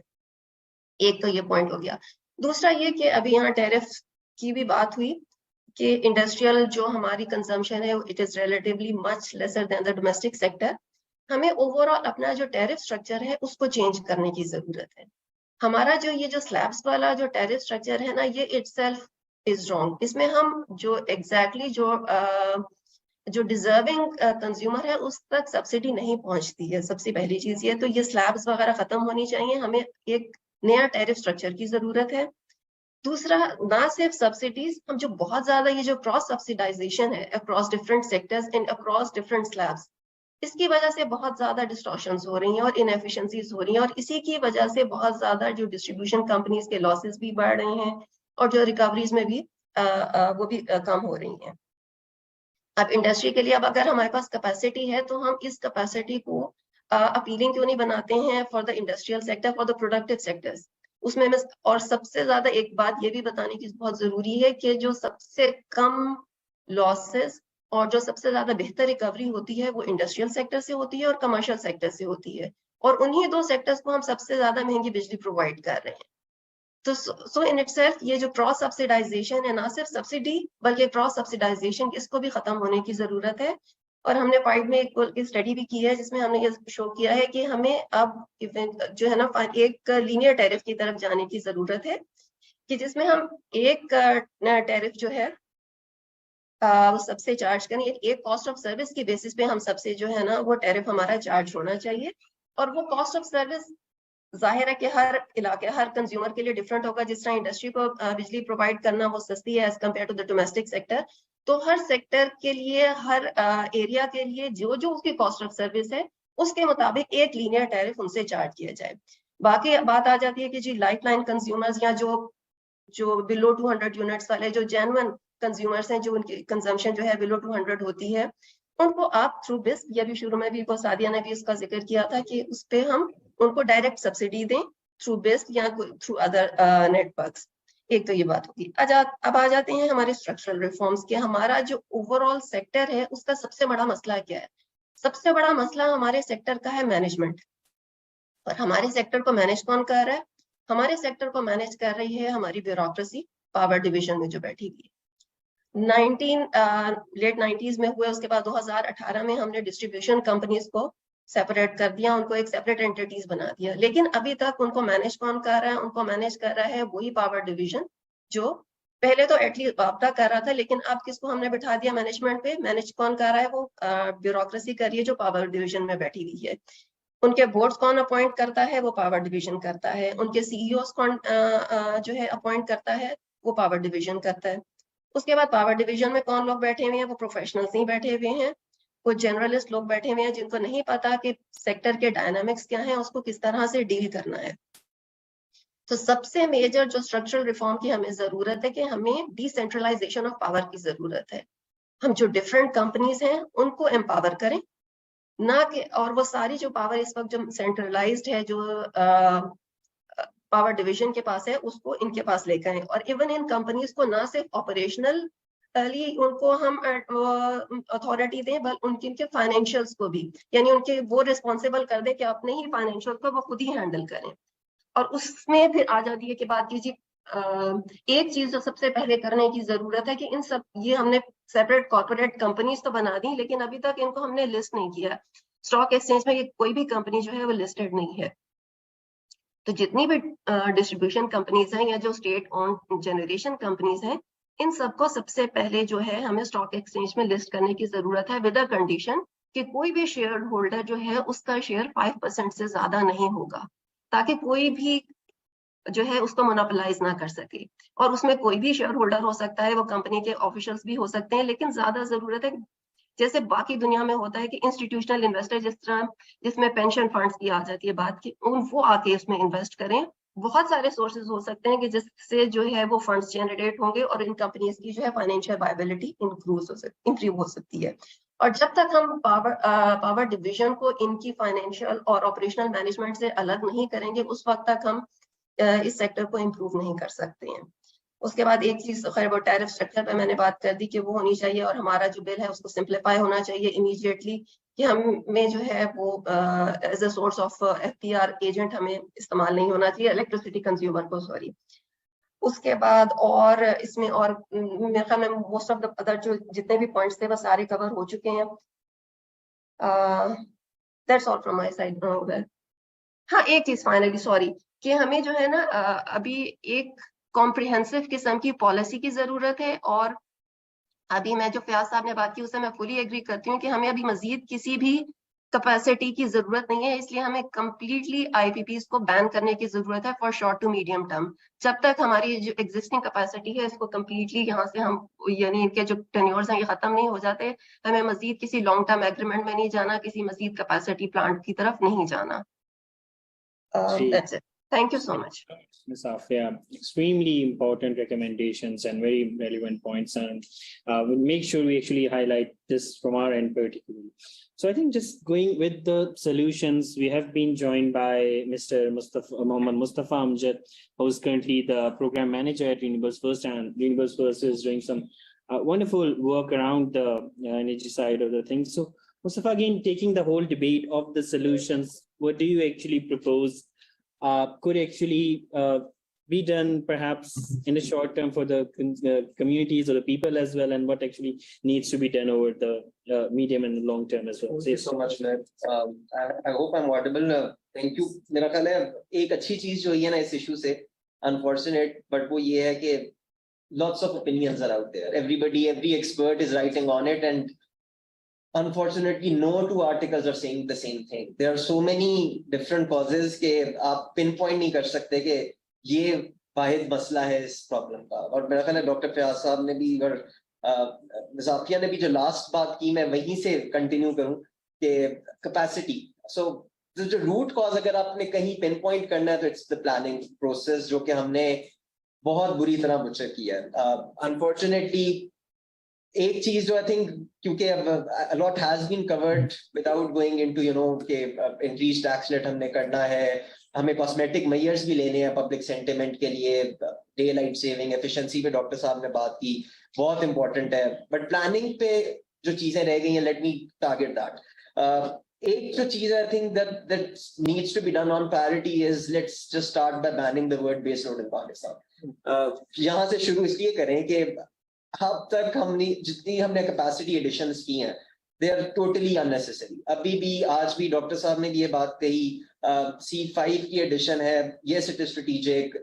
हम अब अगेन इंपोर्टेड फ्यूल्स पे हम रो रहे हैं कि you know we don't have the capacity to buy, yet अब गवादर का plant it's still not operational, but it is planned on imported coal, knowing full well कि imported coal की values this time 41 rupees per kilowatt hour, and it's not affordable for us. Trimu की RLNG की मैं example अक्सर देता हूँ, it hasn't come online yet, COD achieve नहीं हुआ, already they are applying for HSD की repurposing, RLNG obviously उन्हें नहीं मिल रही है। उसकी अगर आप IGCP उठा के देख लें, 2030 तक उनकी यूटिलाइजेशन 3 to 4% रह जानी है, कैपेसिटी चार्जेस 1263 मेगावाट्स के हमने देने हैं, और कैपेसिटी ऐड कर लें आप न्यूक्लियर की, आप you know keep on doing it. मैं I want to give some numbers on this, क्योंकि अगेन हमने इस पे रिन्यूएबल्स फर्स्ट और प्राइड ने एक जॉइंट स्टडी भी की, powering Pakistan's future using PLEXOS as a model. उसमें कमिटेड प्रोजेक्ट्स हैं जो हमारे 43% of those are not optimized at all in a least cost model। अगर हम least cost की बात करते हैं, so almost 8 gigawatts of जो committed projects हैं वो optimize ही नहीं हो रहे हैं। That amounts to around $8.6 billion की saving right away, ठीक है। And all of this again is being replaced by renewable energy। हमारा base load क्या है? 8 gigawatts है, डॉक्टर साहब ने again बहुत अच्छे तरीके से explain किया।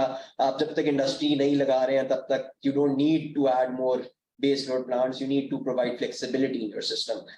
उसके बाद एक दूसरी साइड पे आप देख लो contractual offtakes. 50 to 66% हमने contractual offtakes दिए हैं. 6 plants को हमने analyze किया. अगर आप इनको renegotiate करके इनकी contractual obligation end कर देते हो, 65% of their utilization displace हो जाती है. So all of a sudden this amounts to around $12 billion की saving. So very basic things जो कि planning के challenges हैं जिसकी वजह से हम यहाँ पे फंसे हुए हैं. अब K Electric again, ma'am Sadia is also here. K Electric का देख लें कि एक island method हम use करते हैं. एक tie line है 2009 से 22 को आप observe कर लें कि Electric की जितनी capacity addition हुई, it's all thermal. K Electric अब किस में डील कर रहा है? RFO में कर रहा है, RLNG में कर रहा है, imported coal में कर रहा है. What that amounts to is 51 rupees per kilowatt hour, 48 rupees per kilowatt hour, 40 rupees per kilowatt hour respectively. Again, the graph has been shown by Khalid Saab and Dr. Fayaz also displayed those numbers. So what it means is that 95% to 97% of K Electric's generation is going to be thermal. The addition is mostly in thermal. Again, K Electric has some ambitious plans for 30% VRE by 2030. But point ये है कि an easier solution exists by just increasing the tie line, जो कि हमारा जो CPBA का system है वो अगर हम K Electric से join करते हैं तो all of this new additions of thermal projects जो कि ultimately अवाम नहीं bear करनी है उनकी pricing, that could easily be displaced by adding simply more megawatts from the CPPA system जहाँ पे plants idle पड़े हैं to providing those units to the K Electric system. So बहुत basic solutions हैं जो कि planning के issues हैं, very elementary challenges जहाँ पे we need to work on. एक और चीज जो I think hasn't been addressed and I really want to focus on this as well, वो है retiring का, repurposing का, renegotiating का, replacing का. जहाँ पे हम कहते हैं कि we don't need to add a single capacity in terms of megawatt addition. We also need to think about how can we displace the existing capacity. हमारे जो existing capacity है उसको अगर retiring करना है, डॉक्टर साहब ने इसको भी briefly allude किया, JETPs को, PTMs को. Unfortunately, government के representatives इसको बहुत environmental lens से देखते हैं कि ये एक तरह से environmental कोई regulation है या something, but this is purely economical.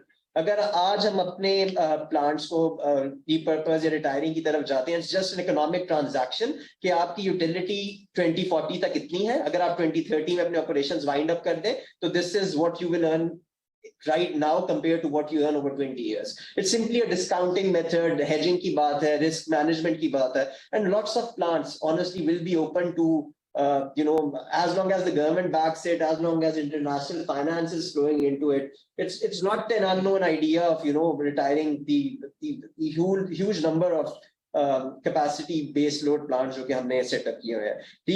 ARE policy again talks about कि अगर हमारा VRE का plant set up करना और run करना is still cheaper than running a thermal generation plant, then we'll do it. Obviously it makes total economic sense and right now that is happening. इस time जो हमारे cost metrics हैं वो बिल्कुल ये indicate करते हैं कि we need to replace our thermal generation by VRE so that we can provide more flexibility. Obviously it saves a lot. Again, our study gives excellent numbers on this as well. जहाँ पे VRE की integration almost 47% तक जा रही है. अब फिर दूसरी तरफ transmission की तरफ भी आ जाते हैं क्योंकि again all of this is pretty much managing supply and demand. I'm not talking about transmission right now, but it's high time we start thinking about what changes need to be done in the transmission system, right? हम हमेशा बात करते हैं कि इतने plants लग गए, इतनी generation. Why don't we talk about strategic, transmission lines? Why don't we talk about providing special economic zones with transmission lines dedicated ताकि industry shift हो सके, ताकि base load बढ़ाया जा सके, ताकि consumption हम सही direction में move करें. डॉक्टर साहब वाली बात के दीवारें ठंडे करने के बियॉन्ड भी हम सोचें कि क्या हमने किस तरह लोड मैनेज करना है, लोड इंक्रीज करना है. So all of that I think एक नैरेटिव शिफ्टिंग की भी जरूरत है कि स्टॉप थिंकिंग अबाउट कितने VRE हम इंटीग्रेट कर सकते हैं in this system. Let's start talking about कितने % VRE हमने इंटीग्रेट करना है, कहाँ पे एक्सपेंशन करनी है, कहाँ पे ट्रांसमिशन में इन्वेस्टमेंट करनी है. जो हम प्लांट्स पे पैसे लगा रहे हैं अगर strategic, I don't want to get into numbers of C5 but it's absolutely humongous. C5 की अगर आप again costing देखें, आप जो RLNG के plants आप set up कर रहे हैं, these are huge numbers in terms of upfront capital cost. Why don't you repurpose that for better transmission systems? Transmission system को modernize करें, expand करें, आप VRE को integrate करें, load को manage. So again, very basic planning issues. that need to be, you know, done. But I think it's high time to use this as an incentive, I think it's an excellent board for us to, you know, kick off from. And एक और चीज भी है जिसपे again बहुत ज्यादा बात हो रही है, डिस्कोर्स की प्राइवेटाइजेशन, प्रोविंशियलाइजेशन. इसको briefly I want to talk about it, and that is around mostly centered around management. Discourse के जो challenges हैं, you talk to discourse, they don't have the capacity. वो कहते हैं हम understaffed हैं, हमारे पास equipment नहीं है, हमारे पास you know capacity नहीं है to do what needs to be done. Government has to bail out discourse every year. Obviously, you know, कुछ transmission and dispatch के losses allowed है. The discourse keep on, you know, doing more than that. Lots of other issues, collection नहीं हो रही है. So privatization again वही चीज है कि जो हमने K-Electric के साथ नहीं किया था कि let's privatize it as a solution. तो ये मसले सारे हल हो जाएंगे. But there is more to that. There is more in terms of management के किस तरह आपने इसकी planning बेहतर करनी है, collection बेहतर करनी है.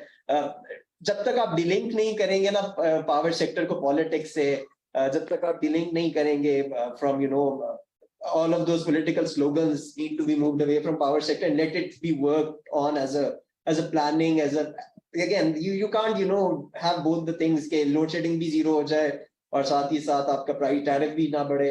So these are very elementary things, but I think these need to be stated because often जिस तरह मैम सादिया भी कह रही थी, बाकियों ने भी बात की कि ये पब्लिक सेंटिमेंट इसके साथ है. And I still think short term में you need to keep on, मतलब मार्केट्स आप डे लाइट सेविंग करें, आप कंजम्पशन रिडक्शन करें, आप लोगों को डिफर्ड पेमेंट्स के राइट्स दें.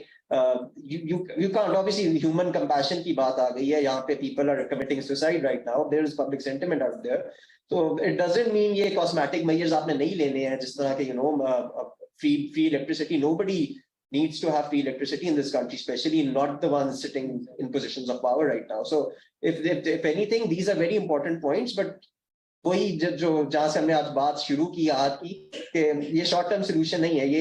ये मसला बड़े अरसे से, जब से मैं पाकिस्तान के पावर सेक्टर में काम कर रहा हूँ, यही मसले थे, यही बातें हम करते आ रहे हैं कि this is wrong, capacity payment balloon हो रही है, आपको मजीद कैपेसिटी की जरूरत नहीं है, आरई को लेकर आए, उनको इंटीग्रेट करें.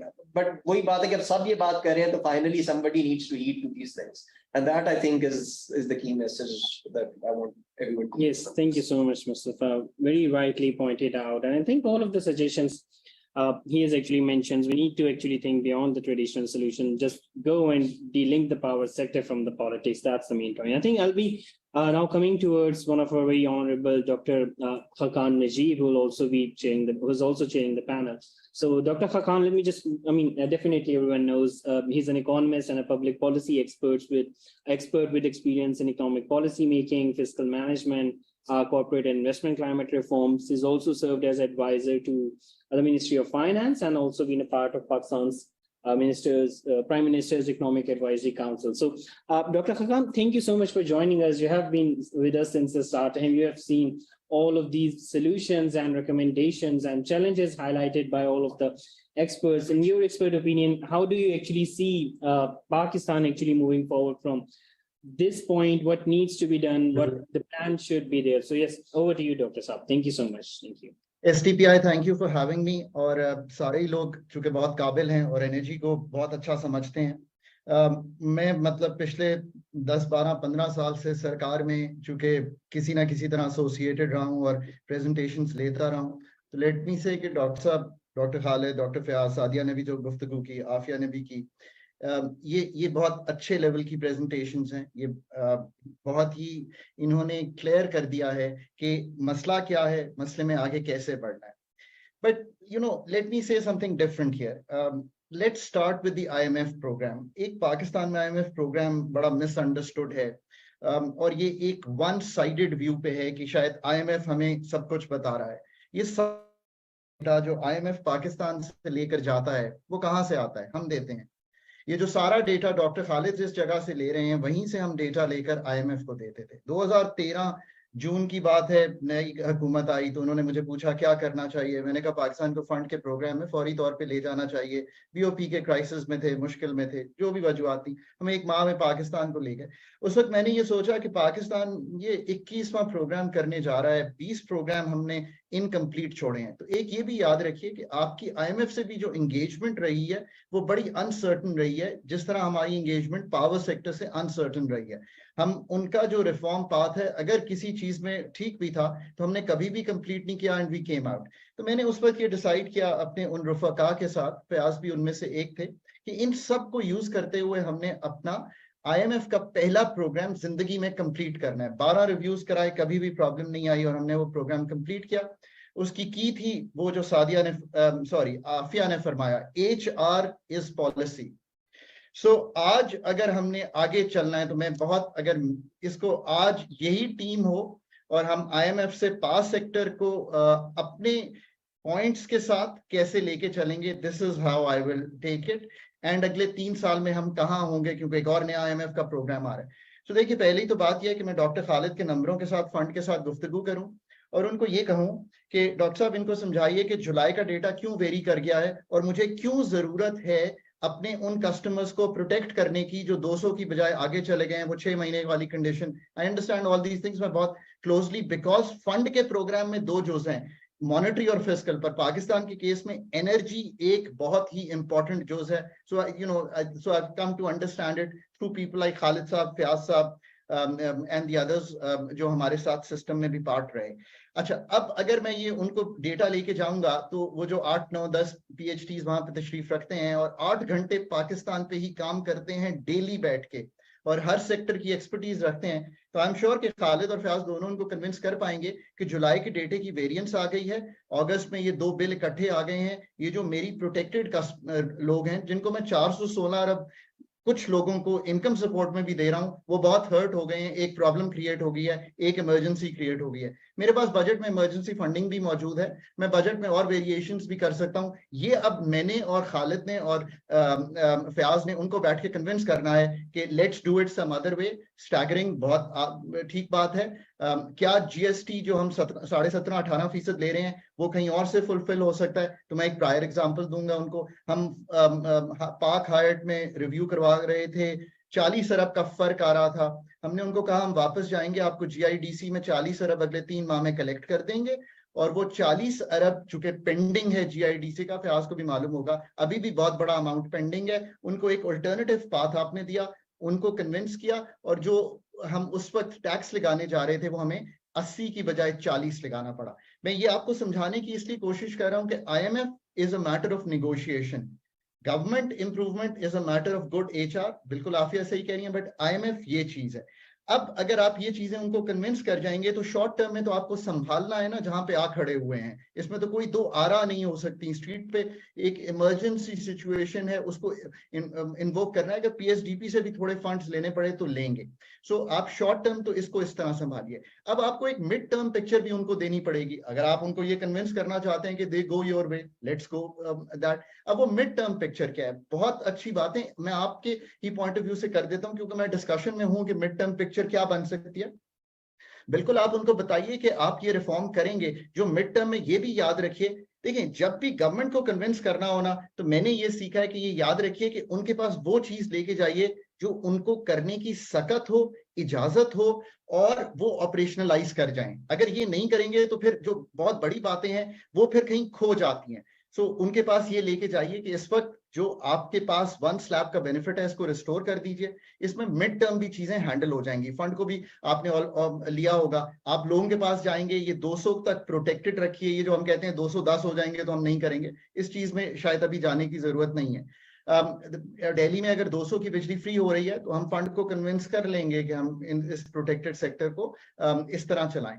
अब बात यह है कि मिड टर्म जो जिसको मैं कहता हूं कि 6 माह में हमें क्या करना है, हमें ये तो करना है ना कि इंडिजिनस गैस लेके अपनी ये जो पर यूनिट कॉस्ट है उसको संभालना है। इसमें तो कोई शक नहीं हो सकता। जो सिस्टम में नंबर 2 लोग मौजूद हैं इस वक्त, उनको हमने बेहतरीन CEOs लगा के एक रिकवरी है, एक बहुत बड़ा फिगर है, मैं उस फिगर में दिए बगैर आपको कहता हूं कि मतलब उसमें 400-500 अरब तो हमने पब्लिक सेक्टर से लेने हैं, तो ले लें वो पैसे। अगर आप लेके दिखाएंगे फंड को भी तो फंड भी आपको बहुत सी इजाजतें दे देगा। वो हमने पहले भी ऐसे किया। क्या हम बजट में वो पैसे रोक सकते हैं प्रोविंसेस के? बिल्कुल रोक सकते हैं। So what I'm trying to say is कि please form those mid-term measures। 2 तो मैंने आपके सामने रखे, those are very clear, बल्कि 3 हमने सामने रखे। एक CEOs जो बोर्ड्स हैं उनको फौरी तौर पे आप आइडियल बोर्ड्स, फयाज जैसे, खालिद जैसे, सादिया जैसे जो लोग जरा समझ रखते हैं उनको कहिए कि जाएं और ये रिकवरी शुरू करें। और अगर 520 अरब का FY22 का T&D लॉस है तो आप बता दीजिए कि इस साल का आप क्या कर सकते हैं। ऑफ कोर्स सिस्टम कंस्ट्रेंट्स हैं, ये सारी चीजें अपनी जगह मौजूद हैं। इसी तरह एक PHPL में हमने 2,500 मेरा ख्याल है शायद पास किया हुआ है, उसका 3.5 रुपए का एक सरचार्ज आ रहा है। देखिए इन दी एंड तो ये सरकार की मतलब लाइबिलिटी है, सरकार इज दी ओनर। अब उसको कैसे करना है, उसको रीनिगोशिएट करना पड़ेगा ताकि ये जो 3 रुपए 22 पैसे क्या उसको पब्लिक डेट का हिस्सा बनाना है, वो कॉन्वर्सेशन शुरू कीजिए। सो इससे भी कोई बातें सामने आएंगी। थर्ड कोल ऑफ कोर्स ये तो सबको पता है। मैं उन दोस्त का नाम भूल गया हूं जो मेरे पास सिंध वाले के CEO थे, वो आया करते थे and I was always convinced. Mid term की ही बात है, 17 जो आपके चाइनीज फंडेड प्रोजेक्ट्स हैं, आई थिंक 11,000 मेगावाट के हैं, 15 अरब डॉलर का डेट है। ये बात बहुत ही जरूरी है जो मैं आपके सामने रखने लगा हूं। मैं बारहा कह रहा हूं कि पाकिस्तान का जो पब्लिक डेट है उसकी रीप्रोफाइलिंग करनी पड़ेगी। ये हर साल जो खड़ा हो रहा है इसको रीप्रोफाइल कीजिए। मैं ये क्यों कह रहा हूँ, वरना जो IMF का नया प्रोग्राम आएगा वो आपको रीस्ट्रक्चरिंग में ले जाएगा। I am not comfortable to take Pakistan into restructuring. I am comfortable to have Pakistan do debt reprofiling. Similar thing applies to our Chinese funded 11,000 megawatt, those 17 plants जो 215 के बाद के हैं। Of course, और चूंकि मैं बहुत खुल के गुफ्तगू करता हूँ पॉलिसी और ऑपरेशंस पे, इसमें हमें एस्टैब्लिशमेंट का साथ लेना पड़ेगा। एंड ये भी मैं कहने को तैयार हूँ कि establishment is fully cooperative to take this thing forward, और उनको साथ लीजिए ताकि हम इस मसले को भी सॉल्व कर लें।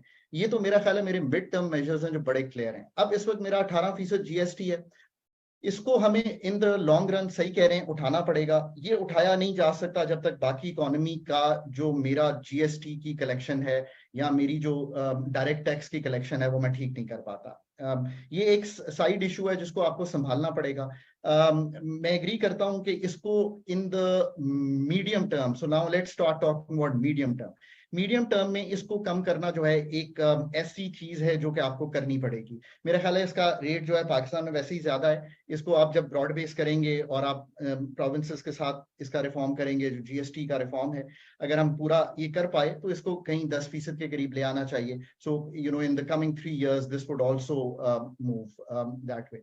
इन दी मिड टर्म तो आपको ये स्ट्रैटेजी तो बनानी पड़ेगी ना कि 3 चीजें हैं ना सरकार चलाने की, इसमें भी हमें बड़ी क्लैरिटी रखनी चाहिए। एक है पॉलिसी, वो सरकार का काम है। The likes of the people sitting today should be part of the policy framework, जो framework बने, उनको आके सरकार नहीं चलानी। देखिए मैं हमेशा गुजारिश करता हूँ, जो कि मैंने 10-11 साल and I've had a very good time with the government in the sense के कभी भी कोई disagreement कोशिश की कि ना हो। एक ब्यूरोक्रेसी का काम है, उसको आप निकाल नहीं सकते उस काम से। एक आप लोगों का काम है या मेरे जैसे लोगों का काम है कि आप policy frameworks, policy implementation, policy advice दें।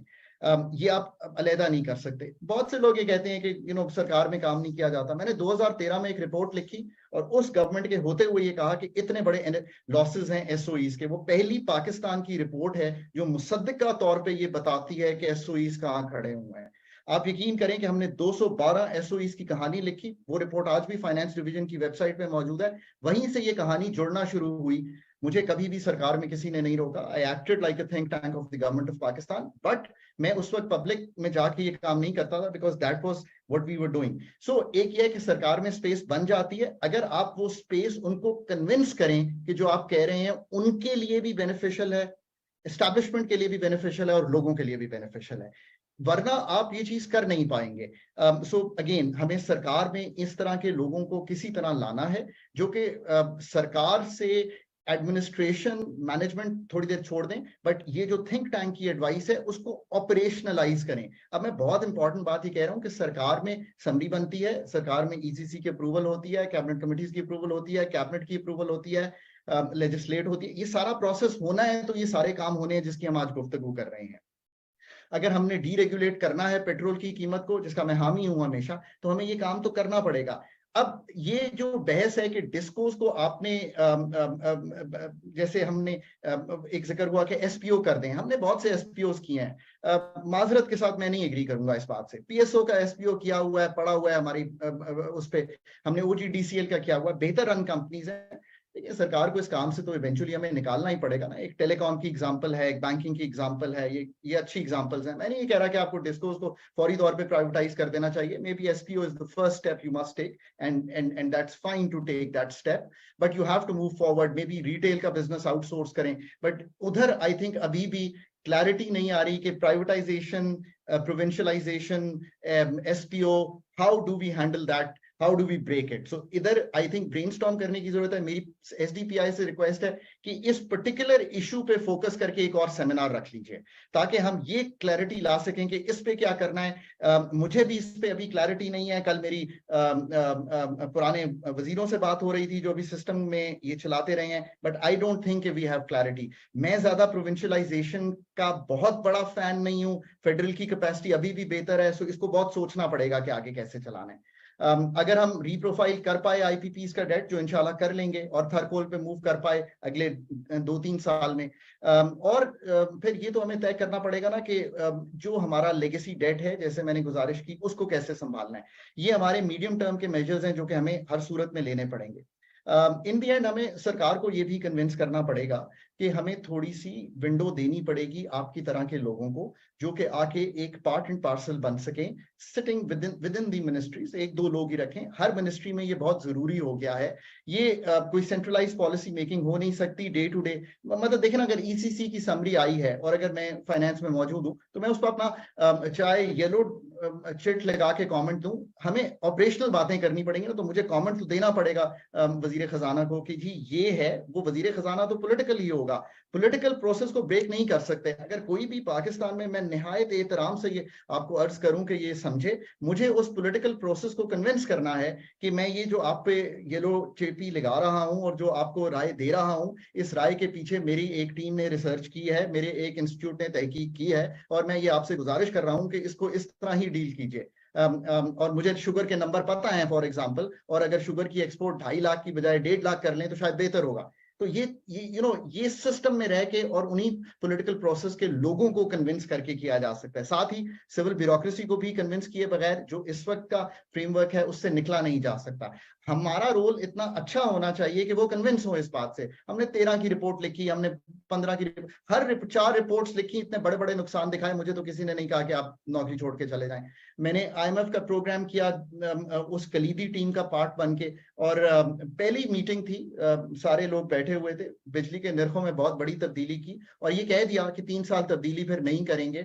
हम जो अब तब्दीली करने जा रहे हैं, हमने नेप्रा से भी बात कर लिया, हमने ये कर लिया, बहुत माइनर टैरिफ एडजस्टमेंट्स आएंगे।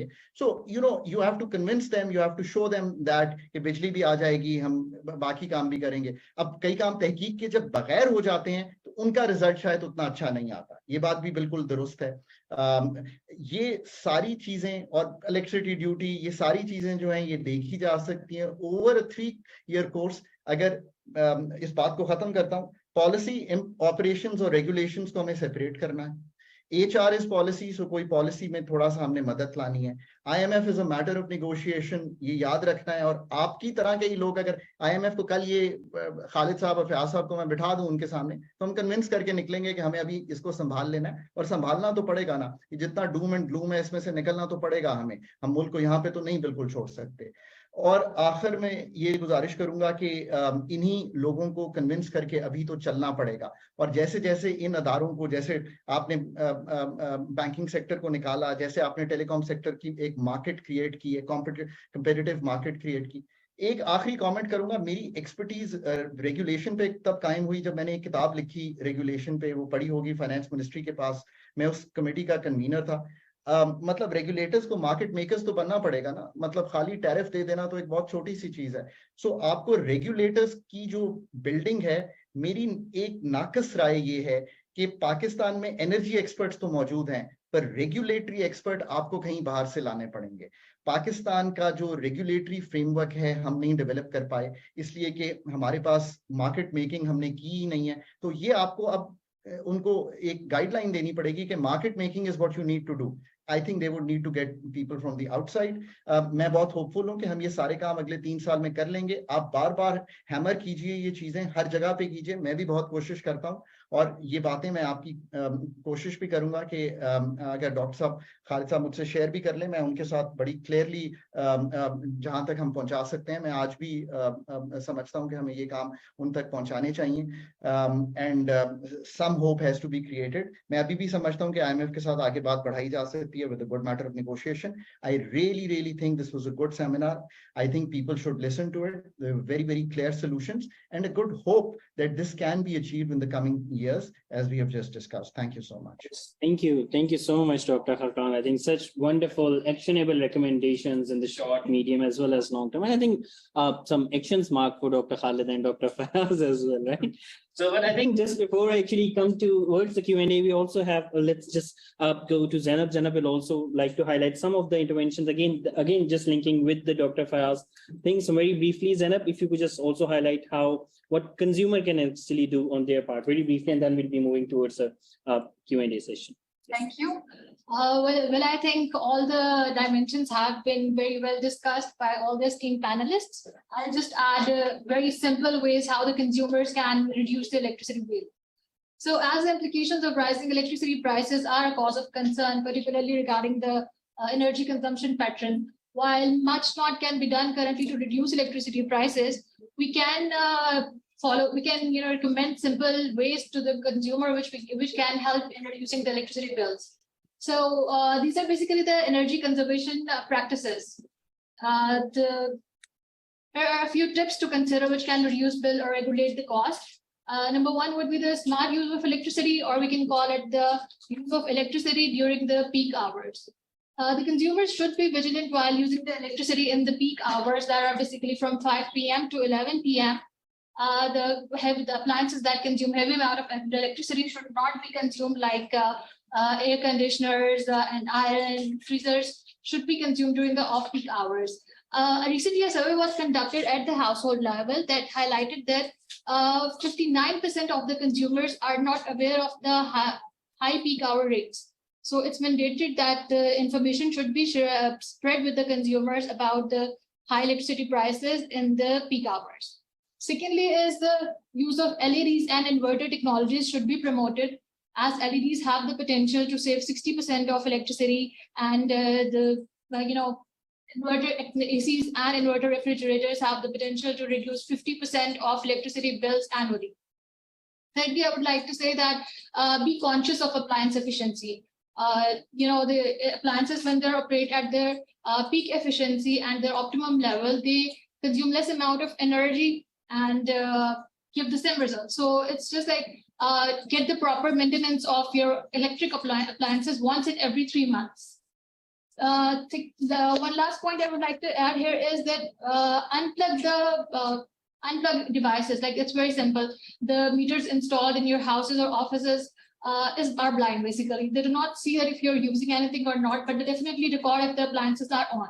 So if any electronic device is not being used, just switch it off and unplug it.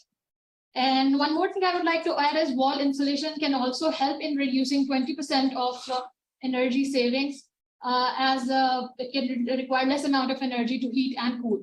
So I think the consumer can definitely play a significant role in controlling the amount of electricity they consume by adopting very simple ways.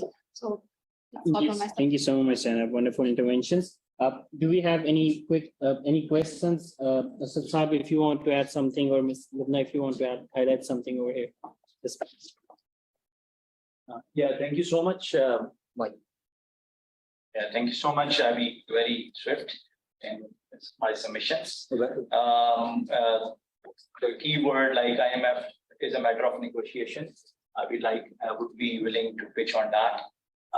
We need to also wrap it up with some certain scientific parameters to make our rationale strong. Like we have been always, like all the ministries or environmental enthusiasts are projecting the peak summer days within, like, it is the highest temperature noted so far, things like that. And ultimately, Pakistan being one of the most vulnerable country, shifted towards more massive cooling load or things like that. So that rationale or just that data, which could be seen between the previous years or this year, So if we can establish that sort of delta, and that could also be submitted in terms of getting leverage on the capacity charges, or that could be one of the points that could be discussed during the IMF negotiations. And secondly, as HR issues have been one of the main pertinent solution as well. They are the solution providers and also the ones which have created the mess. So digitalization aspect, that is everyone is walking to talk about is basically. So digitalization at every level, be it distribution side or at the home side, smart homes and things like that, which have been. So informed decision making, every person, being an end user of electricity. So informed decision making is only possible with smart devices that are everyone has the system access, understanding of apps and things like that. So it should be user friendly and easy to interpret and easy to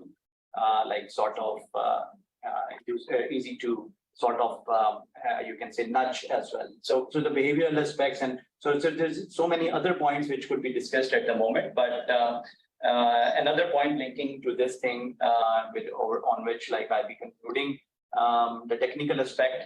व्यास साहब ने कहा कि दीवारें ठंडी करते हैं तो मतलब बंदे भी ठंडे हो जाते हैं और सारी थिंकिंग भी ठंडी हो जाती है सारी. So what I wanted is कि हमारे अगर पहले दिन से 2 दिन की चीजें जो डिस्ट्रीब्यूशन साइड पे हैं, ये सिंगल फेज डिस्ट्रीब्यूशन चल रही होती है जिसकी वजह से आपके ट्रांसफार्मर्स लोड बैलेंसिंग सारी डिस्टर्ब होती है.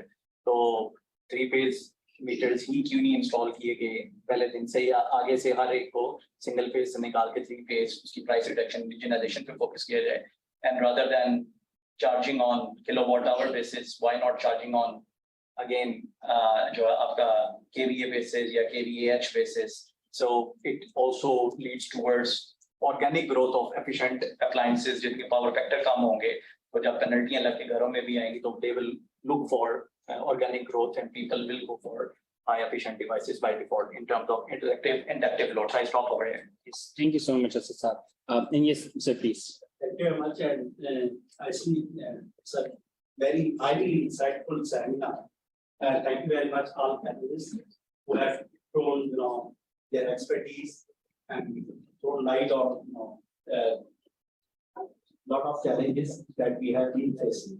My question is, could you please throw some light on top 3 priorities that we can prioritize to achieve low-hanging fruits at this point in time? So there are a lot of alternative energies. We have discussed about savings, and we have discussed about a lot of things. And all savings, all these things have been, we have done 14 years back, in terms of a lot of practices that needs to be executed. My one question is, how do you see the integration of wind energy? Alhamdulillah, Pakistan have been blessed with a lot of wind corridors, all the way from Gwadar to Jushai to Kabul. So can we,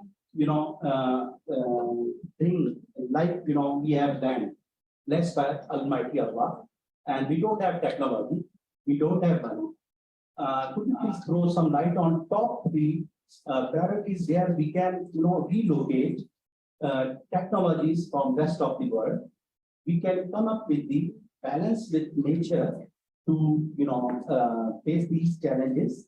So these are the things that I would like to know from panelists. Here we can hammer top 3 things. Thank you so much, sir. If Dr. Fayaz or if any of the online panelists would like to address this, perhaps Dr. Fayaz. जी, hello जी, Dr. Fayaz. जी, आवाज जरा cut गई थी अपना. मेरे and पे कोई इशू था, जरा क्वेश्चन रिपीट कर दें जरा. डॉक्टर साहब, क्वेश्चन जो है ऑडियंस से है. सर ने क्वेश्चन ये किया है कि what are different low hanging fruits जो कि हम जो है वो केटर कर सकते हैं इस क्राइसिस से निकलने के लिए. वो कोई 1, 2, 3 मेजर्स आपके मुताबिक क्या हो सकते हैं? प्रायोरिटीज क्या हो सकती है जी जो आपके हिसाब से priority है? priorities can also talking a bit about win integration और उस चीजों को कैसे लूप में ला सकते जी, एक तो पहली बात तो हमने कर ली कि हमने कैपेसिटी की बजाय अगर लाना है तो एनर्जी प्रोजेक्ट लाना है, ठीक है, अगर ताकि हमारा फ्यूल का कास्ट कंपोनेंट ऑल्दो इस वक्त वो इतना चैलेंजिंग नहीं है लेकिन फिर भी वो वैल्यू ऐड करेगा।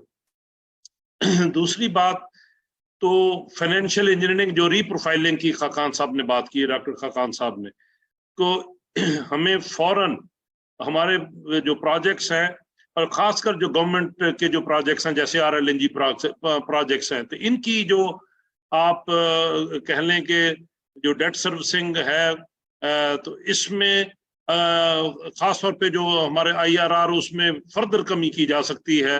गवर्नमेंट को इसको क्योंकि 5000 मेगावाट है, जैसे अभी हमने बताया कि वो तकरीबन हमारे पास 9000 मेगावाट की ऐसी कैपेसिटी लग गई है जिसकी यूटिलाइजेशन 10% से कम है, तो इसकी हम कैपेसिटी पेमेंट दे रहे हैं। तो हमें जो इंपोर्टेड फ्यूल के जो खासकर प्रोजेक्ट्स हैं उनमें हमें सबसे पहले जो तवज्जो के साथ वहाँ रीप्रोफाइलिंग की बात करनी चाहिए। 4 तो गवर्नमेंट के अपने ही हैं, 2 फेडरल के 2 प्रोविंशियल के, यहाँ तो रिलेटिवली आसान होगा काम ये करना, फौरी जो कैपेसिटी पेमेंट की रिलीफ दी जा सकती है। और दूसरी जो चाइनीज गवर्नमेंट टू गवर्नमेंट जो हमारी एग्रीमेंट है, अगर चाइनीज हमारी फ्रेंडशिप में ये भी एक टेस्ट है तो कि भी हम वहाँ ये बात करें और ताकि, और दूसरा जो साथ ही साथ मैं समझता हूँ कि हम अगर 10-15 गोडे फाड़ लो, गिट्टे फाड़ लो और कोई 20 फैक्ट्रियां मूव करो इधर, ठीक है, जो high energy efficient energy use करने वाली हैं। हमने यहाँ इकोनॉमिक जोन कोई अचार डालने के लिए तो बनाए नहीं, वहाँ फैक्ट्रियां लगाने के लिए। तो अगर हमने ईज ऑफ डूइंग बिजनेस नहीं करना, अगर हम वहाँ रिलायबिलिटी अपनी पावर नहीं देनी, तो काय के लिए बनाए हैं? तो जो भी वहाँ बैरियर है वो खत्म करें। तो मैं तो हर एक को ये कहता हूँ कि यार अपनी मस्जिद थले सोटा फेरो, मतलब we don't need to look outside. हमारे पास अपने इंडिजिनस अपने बनाए हुए लोग जो है ना वो सोल्यूशंस मौजूद है। तो फाइनेंस साइड से तो डॉक्टर खाकान साहब, क्योंकि हमने इकट्ठे काम भी किया, ही इज माशाल्लाह authority, so he can suggest more. लेकिन ऑन द टेक्निकल साइड मैं ये समझता हूँ कि हमें ईज ऑफ डूइंग बिजनेस और जो लोगों को मैंने अभी फिडमेक में देखा, I was adviser there for 5 months, उनकी नाक की लकीरें निकलवा दी फेस्को ने, ठीक है, कहने को वो बहुत हमारी अच्छी डिस्को है, ठीक है। आपको अभी मैं बता देता हूँ कि वहां 15-20 मेगावाट का भी जो लोड हुआ है, तो उसके अगेंस्ट उन्होंने 292 MVA के ट्रांसफार्मर्स इंस्टॉल किए हैं। अननेसेसरी वो यानी कि एक्स्ट्रा इन्वेस्टमेंट हो गई। तो मतलब जो दूसरी सबसे बड़ी बात जो खाकान साहब ने कहा कि रेगुलेटरी, मैं गया रेगुलेटर के पास कि भाई ये क्या हो रहा है, कि भाई ये हमारे इसको कहते हैं ना कि ऑपरेटिंग जो हमारा लोड है उसकी बजाय जो ट्रांसमिशन प्लानिंग है उसको भी ऐसे ही कर रहे हैं जैसे हम डिस्ट्रीब्यूशन की प्लानिंग कर रहे हैं। तो डिस्ट्रीब्यूशन में होता है कि जी ये मेरा कॉन्ट्रैक्टेड है, ये मेरा वो वाला लोड है, उसके मुताबिक ट्रांसफार्मर लगता है, लेकिन जो ट्रांसमिशन उसको तो डाइवर्सिटी में देखना होता है। तो 14 मेगावाट की जगह उन्होंने 292 यानी MVA के ट्रांसफार्मर्स वहां लगा दिए। तो इस तरह की इतनी फजूलियत, और रेगुलेटर उन्होंने पता ही किसे गलदा नहीं, ठीक है। So it is so pathetic जो हमें अपने जो रेगुलेटरी हमारी इन्वायरमेंट रही है इलेक्ट्रिसिटी सेक्टर में, तो उनका एक काम है, एक काम मेरा कस्टमर खुश हो जाए किस बात पे कि उसकी कास्ट कम है और उसको रिलायबिलिटी मिल रही है। 2 काम नहीं कीते, बाकी सारे कीते। ठीक है जी, खाकान साहब आप उसमें कुछ ऐड करना चाहें? Khan Sahab, I'll just be coming to you. If Ms. Lubna, if you want to highlight any points at this point, I'll be coming to Khan Sahab and then Badr Alam Sahab for his final remarks as well. Yes, I just wanted to say all these recommendations given by the distinguished panelists should be delivered in appropriate way to the policy makers as well. Just like Dr. Khan said, that there is a need of implement all those recommendations. और जो भी policy makers हैं, जो think tanks जो ये काम करते हैं, उन तरह के लोग वहाँ पे बैठे हुए हों, आपकी गवर्नमेंट बॉडीज के साथ, ताकि वो एक अच्छे तरीके से प्लानिंग जो है वो पास ऑन कर सकें। यही जो रिकमेंडेशन, स्ट्रॉन्ग रिकमेंडेशंस हैं, तो नीड ऑफ द आवर यही है कि इनको implement as soon as possible किया जाए। So this is highly required. Thank you. Miss Afia, you want to highlight something, Miss? Please सिर्फ एक छोटी सी बात ऐड करना चाहूंगी कि अभी ये IPPs की भी बात हुई है कि इनको रीनिगोशिएट करने की जरूरत है। एक चीज जो अभी खैर ये बात तो हो गई कि रेगुलेटर हमारा किसी काबिल नहीं है, लेकिन एक दफा एनर्जी ऑडिट तो कर लें जो हमारी एग्जिस्टिंग कैपेसिटी है उसकी, IPPs की, क्या वो इस काबिल, यानी वो जितना क्लेम कर रहे हैं कि वो इतनी कैपेसिटी प्रोड्यूस कर रहे हैं, क्या वो एक्चुअली इतना प्रोड्यूस कर भी सकते हैं या नहीं। तो एक एनर्जी ऑडिट होना बहुत जरूरी है इन IPPs का। बस ये थोड़ा सा मैं ऐड करना चाह रही थी। Thank you. Dr. Khan, if you would also like to highlight any point. देखिए, एक तो ये है कि ये गुफ्तगू में बहुत सी चीजें हमने की हैं। सरकार में जब हम ये करने जाएंगे तो हमें प्रायोरिटाइज करना है कि हमारा नंबर 1 वो कौन सी चीज है जो हमें highest bang for the buck देगी। ये याद रखिए, बिकॉज हम 8 चीजें नहीं करा पाएंगे। पॉलिसी मेकर का कमाल ये होता है कि वो उसमें से कहे कि ये 3 चीजें तो मस्ट हैं और उसकी कन्विंसिंग में जाए, क्योंकि उसका फ्रूट सबसे ज्यादा है। सो जब भी आप पॉलिसी की ये रिकमेंडेशंस बनाएं तो इसको मलूज़े खातिर रखिए। जैसे मैं ये एनर्जी ऑडिट की बात, इसमें शायद बहुत बड़ा चंक होगा। जब भी ये करने की कोशिश की गई बहुत ज्यादा रेजिस्टेंस आई और आई थिंक शायद पुशबैक ज्यादा था। आफिया की बात में बिल्कुल दो आरा नहीं हो सकती कि करना चाहिए। यह मैं मिसाल इसलिए देता हूं कि क्या मैं ये आज करने जाऊंगा जब मेरे पास फ्रंट्स बहुत से खुले हैं कि जब, और मैंने ये जो रिफॉर्म इज लाइक कि आपने ड्रिबल करना है इस सारे सिस्टम में से, जिसमें रेगुलेटर भी है, जिसमें मेरा पॉलिसी मेकर भी है, मेरी ब्यूरोक्रेसी भी है, मेरे कस्टमर तक मैंने पहुंचना है और गोल करना है। अब ये जब ड्रिबलिंग में शुरू करूंगा तो मुझे पासिंग भी करनी है, ड्रिबलिंग भी करनी है, मुझे जिसे कहते हैं ना हिट भी मारनी है। अब ये कमाल आपका है कि आप ये क्या क्या चीजें किस वक्त करते हैं। इस वक्त जैसे हमने कहा कि हमें प्रायोरिटाइज करके शॉर्ट टर्म में कॉस्टिंग को ड्रॉप करना है। बड़ी क्लियर व्यूज हैं हमारे इस पे, IPPs की डेट रीप्रोफाइलिंग हो चाहे बढ़ाना हो। मतलब अगर हम गैस का जो नेटवर्क है वो सर्दियों में जब सब बात कर लेते हैं तो फिर इसकी तरफ आगे बढ़ते हैं ना। मतलब जो अमीर घराने हैं, जितनी भी डिफेंस है, जितनी भी बहरिया, ये जो जहां हम रहते हैं, जो अफोर्ड कर, उनको कहिए कि बिजली पे चले जाएं तो ये जो 8,000 ड्रॉप करता है लोड, इसको बढ़ाना शुरू करें। मतलब अब maybe that has more bang for the buck for me because that will bring my unit cost down. So अभी मेरा एम नंबर 1 यूनिट कॉस्ट को ड्रॉप कराना है। अब उसके अंडर जो मेरे प्रायोरिटीज हैं वो मुझे आगे लेके बढ़नी है। अच्छा, इस तरह की सोच जो है ना, इस पे आपको एग्री करके फिर आप कहेंगे ओके सेकंड राउंड में I will come and may be do the energy audit, जिसमें कोई मतलब आरा नहीं हो सकती, बिकॉज उसका शायद मुझे बैंग फॉर द बक भी लॉन्गर मिलेगा। अच्छा, अब उसमें रोपेन आपको देखो, एक चीज हमेशा याद रखें कि रोपेन सबको करना पड़ेगा। मतलब जब मैं दुबई से कॉल करता था कि फंड के साथ ये तय हो रहा है, तो जितनी मिनिस्ट्री के लोग थे एनर्जी के, उन सबको रोपेन करना पड़ता था, नीचे से लेके ऊपर तक हमें इसको इम्प्लीमेंटेशन में जाना पड़ता था। ये बहुत जरूरी हो गया है और रेगुलेटर को स्ट्रेंथन करना बहुत जरूरी है। मेरी आज भी ये राय है कि इसका एक मार्केट मेकिंग का बहुत बड़ा रोल होना चाहिए। इतने अरसे से ये जो मॉडल है CTVM का मैं सुन रहा हूँ, मतलब we need to move forward on that.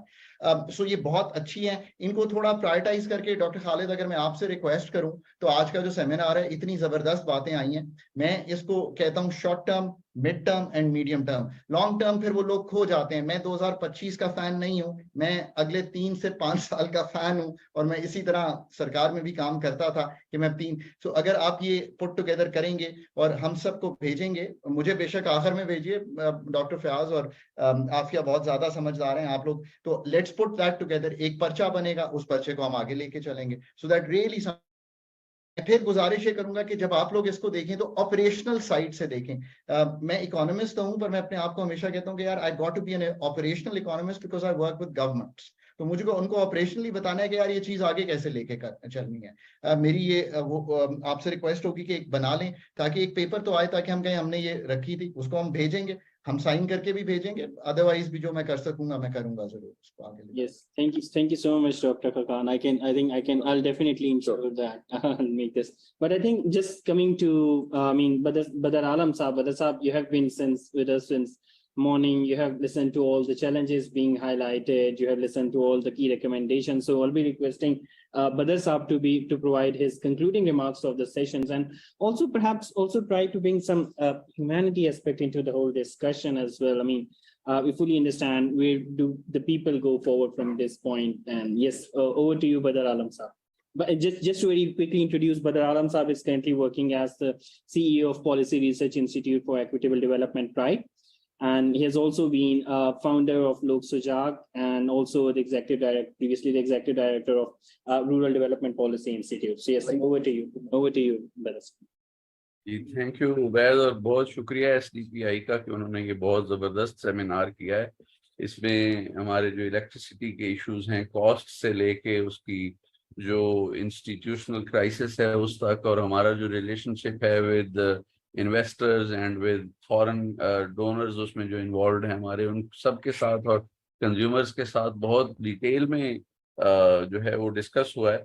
मैं अगर इसको सम अप करूं तो मुझे जो समझ आई है इसमें वो 4-5 चीज़ें हैं। मिसाल के तौर पे अगर हम ये फोकस करें कि कौन लोग हैं पाकिस्तान में जो बिजली जनरेट करते हैं, तो उसमें हम देखें तो गवर्नमेंट सेक्टर के पावर प्लांट्स यहाँ पे लगे हुए हैं, और पावर प्लांट्स गवर्नमेंट के जो हैं वो ये नहीं है कि वो कोई 70s में हमने हाइडल पावर लगाए या 80s में हमने कोई जो है वो फर्नेस ऑयल पे चलाने वाले लगा दिए, बल्कि अभी हमने रिसेंटली इस जमाने में 21st सेंचुरी में जब लोग कहते हैं कि हुकूमत को कोई बिजनेस नहीं करना चाहिए, हमने गवर्नमेंट के पैसे से, गवर्नमेंट की मैनेजमेंट से हमने 4-5 प्लांट और लगा दिए। फिर अगर हम देखें तो जो जनरेशन के अंदर है प्राइवेट सेक्टर है, उसमें पाकिस्तानी प्राइवेट सेक्टर भी है और फॉरेन इन्वेस्टर्स भी है उसमें।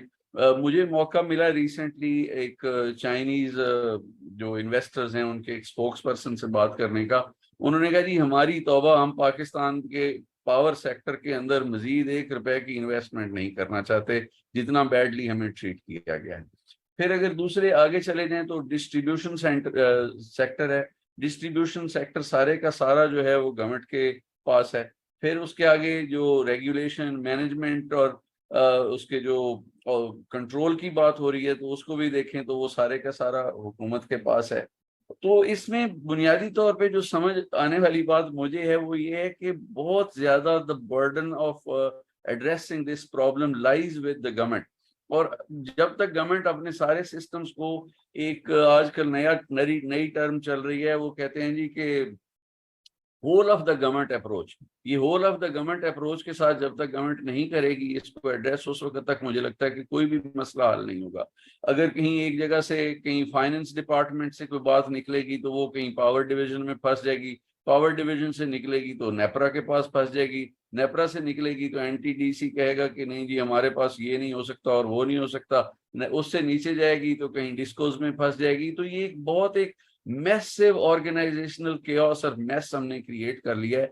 इसको कहीं ओवर सिंप्लीफाई तो खैर गलत लफ्ज होगा, इसको सिंप्लीफाई करने की जरूरत है, इसको एफिशिएंट बनाने की जरूरत है, इसको रीस्ट्रक्चरलाइज करने की जरूरत है। इसके अंदर जो इनएफिशिएंसीज हैं उन्हीं की वजह से बिजली चोरी होती है, इसके अंदर जो इनएफिशिएंसी है उसी की वजह से हमारे ट्रांसमिशन और डिस्ट्रीब्यूशन लॉसेस हैं, इसी की वजह से हम ऐसे एग्रीमेंट कर पाए हैं माशाल्लाह जो आज हमारे गले का तौक बने हुए हैं, इसी की वजह से हमारा जो सब्सिडी का सिस्टम है वो सारे का सारा काफी हे वायर है। मतलब ये कि समझ नहीं आती, बेशक उसकी अमाउंट थोड़ी हो मगर इसी मुल्क में जहाँ पे लोग इस वक्त 50-60 रुपए का यूनिट इस्तेमाल कर रहे हैं, कुछ लोग मुफ्त बिजली इस्तेमाल कर रहे हैं और वो प्रिविलेज्ड लोग हैं, वो सरकारी नौकर हैं, उनके पास तनख्वाहें आती हैं। वो ये नहीं है कि वो ऐसे लोग हैं जिनके पास कोई इनकम का सोर्स नहीं है। वो बिल्कुल समझ नहीं आता, उसका वॉल्यूम जो भी हो, उसका अमाउंट जो भी हो, उसको फौरी तौर पे we need to do away with it, और वो अमाउंट जो है वो कहीं लेके जाने की जरूरत है।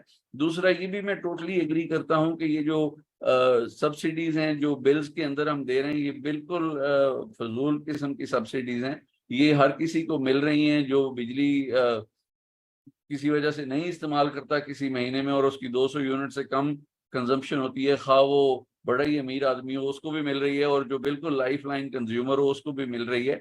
तो लाइफ लाइन कंज्यूमर की डेफिनेशन को ठीक तरह से आइडेंटिफाई करके मेरा ख्याल है उसको टारगेटेड सब्सिडी, कैश सब्सिडीज की शक्ल में ले जाना एक बहुत मेजर स्टेप है जो बहुत जरूरी है। वो क्यों नहीं लेके जाया जाता, मुझे तो ऐसे ही लगता है कि उसमें भी शायद कोई हमारा जो ब्यूरोक्रेटिक और गवर्नमेंट का स्ट्रक्चर है उसकी बहुत ज्यादा कोई घपले होंगे या कुछ ऐसा होगा। और ये मैं आपको बताऊं कि अभी हम कल एक सेमिनार में थे कराची के अंदर, वहां बार बार ये इशू रेज हुआ कि जो के इलेक्ट्रिक है उसके अंदर जो हाई लाइन लॉसेज हैं और उनकी जो थेफ्ट है वो हो ही नहीं सकती जब तक के इलेक्ट्रिक का अपना अमला उसमें इन्वॉल्व ना हो, क्योंकि अब के इलेक्ट्रिक की तारें जो हैं वो मेटल की तारें नहीं है जो ऊपर हैंग कर रही हैं और गुजर रही हैं और आप जाके उससे कुंडा लगा लें। अब वो कोई खास इंसुलेटेड किस्म की तारें हैं जिनके अंदर आम बंदे की कैपेसिटी नहीं है कि वो उसके अंदर जाके इंटरवीन कर सके without the inside help from के इलेक्ट्रिक्स ऑन स्टाफ। और इसी तरह आप देखें डिस्कोज के अंदर एनेक्डोटल एविडेंस भरी पड़ी है कि लोग आपके दरवाजे पे आते हैं, वो आके आपको कहते हैं कि आप भाई आपका 10,000 रुपया बिल जो है वो आएगा, मैं आपको कुछ कर देता हूँ, आपका 3,000 इसके मुकाबले में आएगा। या अब तो 10,000 खैर बिल आता ही नहीं, अब तो 40,000 50,000 बिल आता है। तो वो जब 40,000 50,000 बिल आता है तो उसके मुकाबले में लोग आपको कहते हैं कि आपका 10-12,000 बिल आएगा, आप जो मर्जी करें। एक एक घर में 8-8 AC लगे हुए हैं और उनका बिल देखें तो वो जो है वो 20-25,000 से नहीं बढ़ता। और ये डिस्कोज की करप्शन के बगैर हो ही नहीं सकता पॉसिबल, जब तक उनका स्टाफ उनके साथ लोगों के साथ मिला हुआ ना हो उस वक्त तक पॉसिबल नहीं होता। फिर उससे आगे जो लोग अपने सोल्यूशंस ढूंढने की कोशिश करते हैं, मिसाल के तौर पे आजकल रूफ टॉप सोलर एक बहुत बड़ा इशू है, तो लोग जो है उसकी तरफ एक सोल्यूशन के तौर पे उसको देखते हैं और उसकी तरफ जा रहे हैं, मगर रूफ टॉप सोलर के इतने मसाइल आ रहे हैं और वो सारे के सारे गवर्नमेंट से मुतालिक हैं। मिसाल के तौर पे आप जनाब रूफ टॉप सोलर, ज़ाहिर है पाकिस्तान में पैनल्स नहीं बनते, बाहर से मंगवाते हैं, उनकी कोई स्टैंडर्डाइजेशन कोई रेगुलेशन नहीं है। एक large amount of roof top solar जो है वो स्मगल्ड तरीके से आ रहे हैं, जिनकी कोई वारंटी नहीं है, जिनका कुछ पता नहीं है कि उनकी जो रिटर्न कैपेसिटी है वो वही है जो उनकी एक्चुअल कैपेसिटी है। फिर जब वो मिसाल के तौर पे लग भी जाते हैं तो आपको कोई गारंटी नहीं है कि आपको जो नेट मीटरिंग का सिस्टम है वो 2 हफ्ते में या 3 हफ्ते में या 4 हफ्ते में मिल जाएगा। मैं ऐसे लोगों को पर्सनली जानता हूं जिनको 6-6 महीने जलीलो खार होना पड़ता है डिस्कोस के पास और नेपरा के पास अपने नेट मीटरिंग के जो मसाइल है उनको हल करने का। और उसके ऊपर भी आजकल नई बहस चल रही है कि उसके रेट को भी बहुत मैसिवली कम किया जाए, जो कि एक डिसइंसेंटिव साबित होगा इस सोल्यूशन को भी एड्रेस करने में।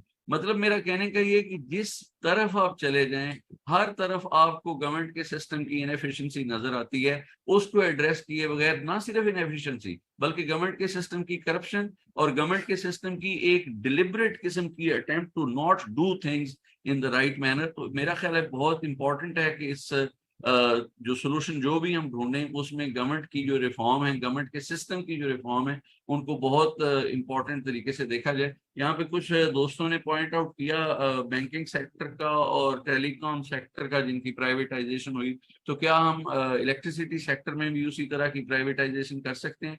मेरा ख्याल है टू अ सर्टेन एक्सटेंट ये अच्छी मिसालें हैं, टेलीकॉम खास तौर से। मगर आप देखें कि इस वक्त टेलीकॉम के अंदर कई ऑपरेटर्स मौजूद हैं और the quality of service that you get is very bad. उसकी रीजन क्या है? कोई गवर्नमेंट रेगुलेशन नहीं है। आप एक कोई टेलीकॉम की कंपनी नहीं बता सकते जिसका जो सिग्नल है वो कंसिस्टेंट हो अक्रॉस पाकिस्तान। अभी हम यहाँ बैठे हुए टेलीकॉम सिग्नल पे ही डिपेंडेंट हैं फॉर दिस जूम कॉन्फ्रेंस, और हम में से कई लोग जो हैं वो कंप्लेंट कर रहे हैं कि हमारे जो कनेक्शंस हैं वो स्टेबल नहीं। तो अगर आप सरकारी सेक्टर से हट के प्राइवेट सेक्टर में भी चले जाएंगे और उसको प्रॉपरली और अच्छे तरीके से रेगुलेट नहीं कर पाएंगे, सुपरवाइज नहीं कर पाएंगे, तो बैंकिंग के सेक्टर में आप चले जाएं, हर रोज के हिसाब से लोगों को शिकायत हैं। बैंक बिल्कुल अभी भी ऐसे ही बिहेव कर रहे हैं जैसे वो सरकारी इदारे हैं, और इसलिए ये प्राइवेटाइजेशन होना अच्छी बात है, मगर उससे कम से कम ये तो होगा ना कि टैक्स पेयर से बर्डन काफी हद तक हट जाएगा और बहुत सारी जो इनएफिशिएंसीज गवर्नमेंट की हैं, जो हजारों लाखों मुलाजमीन टैक्स पेयर का पैसा अपनी जेब में डाल के कोई काम नहीं कर रहे, वो शायद खत्म हो जाएगा। मगर क्वालिटी ऑफ सर्विस इम्प्रूव करने के लिए और बेहतर करने के लिए आपको अपना रेगुलेटरी फ्रेमवर्क बहुत मजबूत बनाना होगा, और वो डॉक्टर खाकान ने भी उसकी तरफ इशारा किया है, डॉक्टर फयाज चौधरी साहब ने भी वो सजेस्ट किया है। मेरा ख्याल है उस स्ट्रॉन्ग रेगुलेटरी फ्रेमवर्क के बगैर, जिसके अंदर कंज्यूमर प्रोटेक्शन एक मेजर एलिमेंट हो, उस वक्त तक प्राइवेटाइजेशन की तरफ जो है उसको एक पैनिसिया या उसको एक वन सोल्यूशन फिट ऑल जो है वो शायद वो शायद एड्रेस नहीं करेगा हमारा प्रॉब्लम। तो मेरा ये ख्याल है कि हमें ये देखना है कि इस पूरे सिस्टम के ना चलने से बेनिफिट किसको हो रहा है।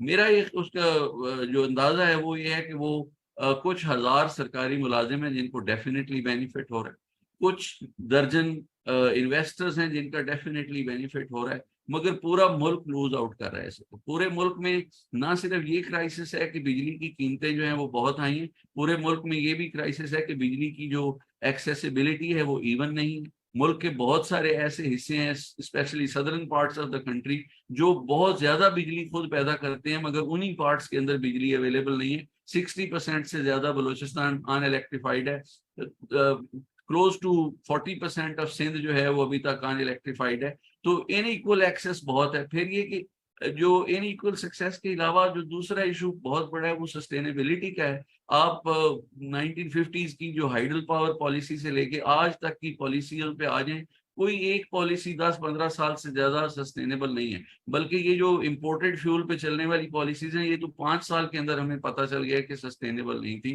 तो कोई आज तक हमने सस्टेनेबिलिटी की तरफ खास तौर से एनर्जी और पावर सेक्टर में कदम नहीं उठाया, और उसका भी ब्लेम मैं उन्हीं पॉलिसी मेकर्स को देता हूँ जो खुद बड़े बड़े एयर कंडीशनड ऑफिस में बैठे हुए हैं, जिनकी तरफ डॉक्टर फयाज ने इशारा किया।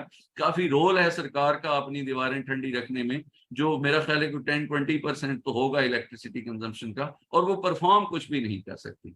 मैं इसमें एक मिसाल छोटी सी ये भी दूंगा कि अभी कल के जिस सेमिनार का मैंने जिक्र किया कराची में, वहां पे सिंध के एनर्जी सेक्रेटरी अबू बकर अहमद साहब तशरीफ लाए हुए थे। तो उनसे एक सवाल हुआ कि देखें इस वक्त पाकिस्तान में इतना बड़ा एनर्जी का क्राइसिस है और क्लाइमेट के जो इन्वेस्टमेंट फंडिंग इंटरनेशनली अवेलेबल है, तो हमें कुछ ऐसा जाके वहां पे प्रोजेक्ट पिच करना चाहिए ना, कि कोई जो सस्टेनेबल रिन्यूएबल एनर्जी का प्रोजेक्ट हो और जिसकी मदद से हम अपने जो फाइनेंशियल प्रॉब्लम्स हैं और हमारे जो क्लाइमेट के प्रॉब्लम हैं और हमारे जो एनवायरमेंटल प्रॉब्लम्स हैं उसको नीचे लेके जाएं और जाके ग्लोबल क्लाइमेट फंड या इस तरह की कोई फाइनेंसिंग फैसिलिटी के अंदर चले जाएं और जाके उनसे बात करें। तो उन्होंने बिल्कुल जो ब्लंटली और बड़ा पब्लिकली कहा कि हमारा ट्रस्ट डेफिसिट है, कोई बंदा हमारे ऊपर बाहर एतबार नहीं, हम एक कमिटमेंट करके आते हैं और इधर आके वापस वो उस कमिटमेंट से हम फिर जाते हैं, जिससे हमें ये मुझे ये तासर मिलता है कि पॉलिसी मेकर्स जो हैं वो कोई ठंडे दिमाग से बहुत सोच समझ के mid term long term policies नहीं बना रहे, बल्कि वो बिल्कुल पॉपुलिस्ट किस्म की पॉलिसीज बनाते हैं, हेडलाइन ड्रिवन पॉलिसीज हैं, एड हॉकिज्म है, और ओवर एंड अबव दैट जो जैसे मैंने पहले कहा कि करप्शन और इनएफिशिएंसी है, इंस्टीट्यूशनल केओस है, फेडरल और प्रोविंसेस का फटा है, प्रोविंसेस के अपने इंटरनल फटे हैं। तो ऐसे में जब तक एक genuine whole of the government नहीं whole of the nation approach नहीं अपनाई जाएगी, उस वक्त तक मेरे ख्याल में ये हम इलेक्ट्रिसिटी के इशू के ऊपर हम जैसे सारे जो दर्द दिल रखने वाले लोग हैं वो हम इस पे गुफ्तगू करते रहेंगे, हम इसके ऊपर शिकवे शिकायत करते रहेंगे, मगर उसके महज पार्शल सॉल्यूशंस हम करते रहेंगे, टिंकरिंग एट द साइड्स करते रहेंगे, और कोर ऑफ द प्रॉब्लम जो हार्ट ऑफ द प्रॉब्लम है वो कभी एड्रेस नहीं होगी। और हार्ट ऑफ द प्रॉब्लम में मेरे ख्याल में इस वक्त गवर्नमेंट इन्वॉल्व है, और जब तक उस हार्ट ऑफ द प्रॉब्लम को अच्छी तरह से झंझोड़ा और शेक नहीं किया जाएगा और उसके तमाम इनएफिशिएंट करप्ट और उसके जो बोझ बने हुए हैं हमारे खजाने के ऊपर एलिमेंट्स, उनको झंझोड़ के शेक करके बाहर नहीं निकाला जाएगा और नए सिरे से इनको रीस्ट्रक्चर नहीं किया जाएगा, उस वक्त तक कोई भी सोल्यूशन आप कर लें ultimately we will go back to square zero. जैसे कि मैंने कहा कि बैंकिंग सेक्टर में और टेलीकॉम सेक्टर में क्वालिटी ऑफ द सर्विस के ऊपर आप देख लें कि कितना बुरा हाल। Thank you very much.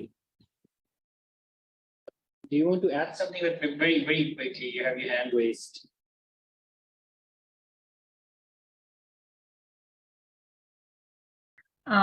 Thank you. I just agree with most of what Badr Saab just spoke about.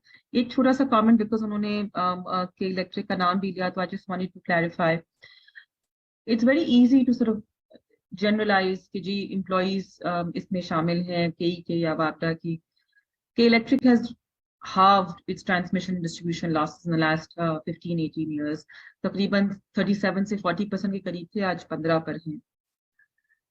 हम एक चीज का ख्याल रखें, जहाँ सस्टेनेबिलिटी की बात करते हैं वहां पर रिन्यूएबल एनर्जी के साथ साथ लाइवलीहुड्स की सस्टेनेबिलिटी को भी देखना है। इफ वी पे आवर पीपल फेयरली, अगर हम उनको राइट इंसेंटिवाइज करेंगे तो वो कभी चोरी नहीं करेंगे। काली भेड़ें हर सेक्टर में होती हैं, बहुत छोटी होती हैं, उस एक इंस्टेंस को लेकर पूरे सेक्टर के ऊपर बात करना मेरे ख्याल से शायद थोड़ा सा नामुनासिब है। मैंने देखे हैं वापडा के एहलकार, मैं इस्लामाबाद में भी रही हूँ, लाहौर में भी रही हूँ, सब बहुत मेहनत से काम करते हैं और वही जितनी परसेंटेज शायद पावर सेक्टर के अंदर है करप्ट एम्प्लॉयज की, उतनी परसेंटेज हर सेक्टर के अंदर है। That's humanity. हमें लोगों को अच्छे से पे करना चाहिए, अच्छे से ट्रीट करना चाहिए ताकि उनको ये जरूरत ना पड़े।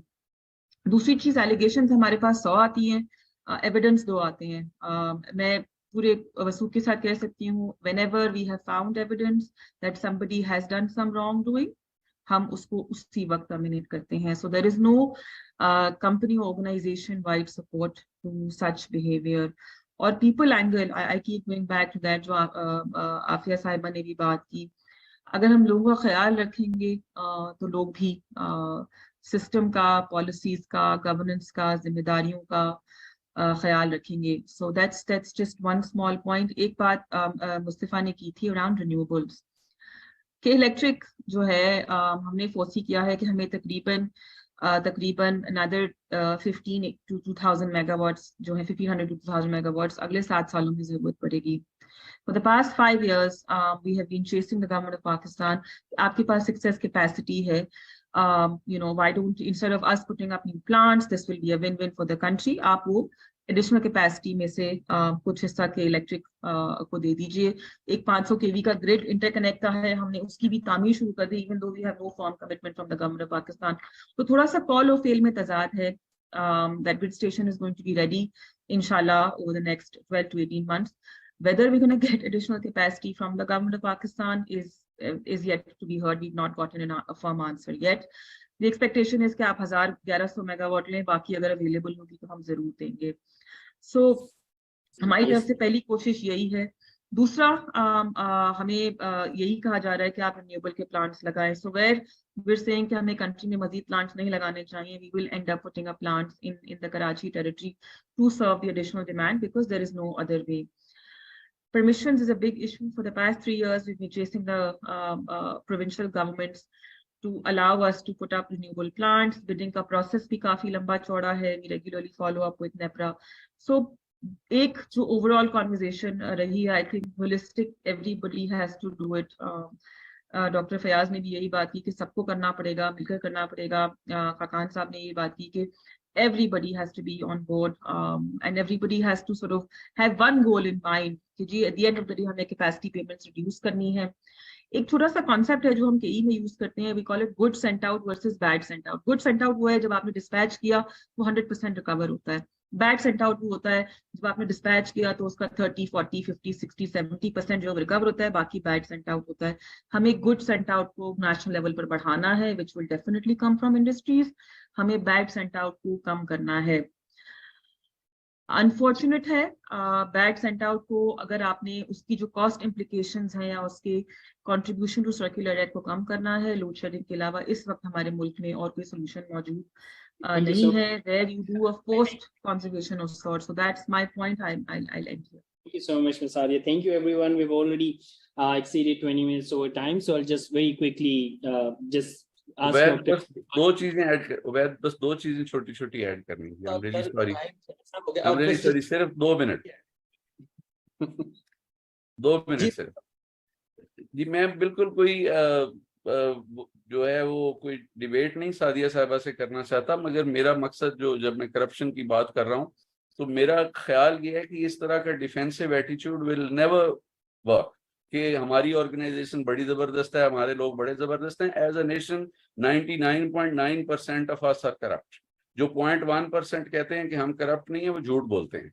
और कई ऐसी तो कई इलेक्ट्रिक तो बिल्कुल करप्शन के बारे में बात कर ही नहीं सकती। आपकी करप्शन के किस्से तो हैं, दुबई और न्यूयॉर्क तक फैले हुए हैं।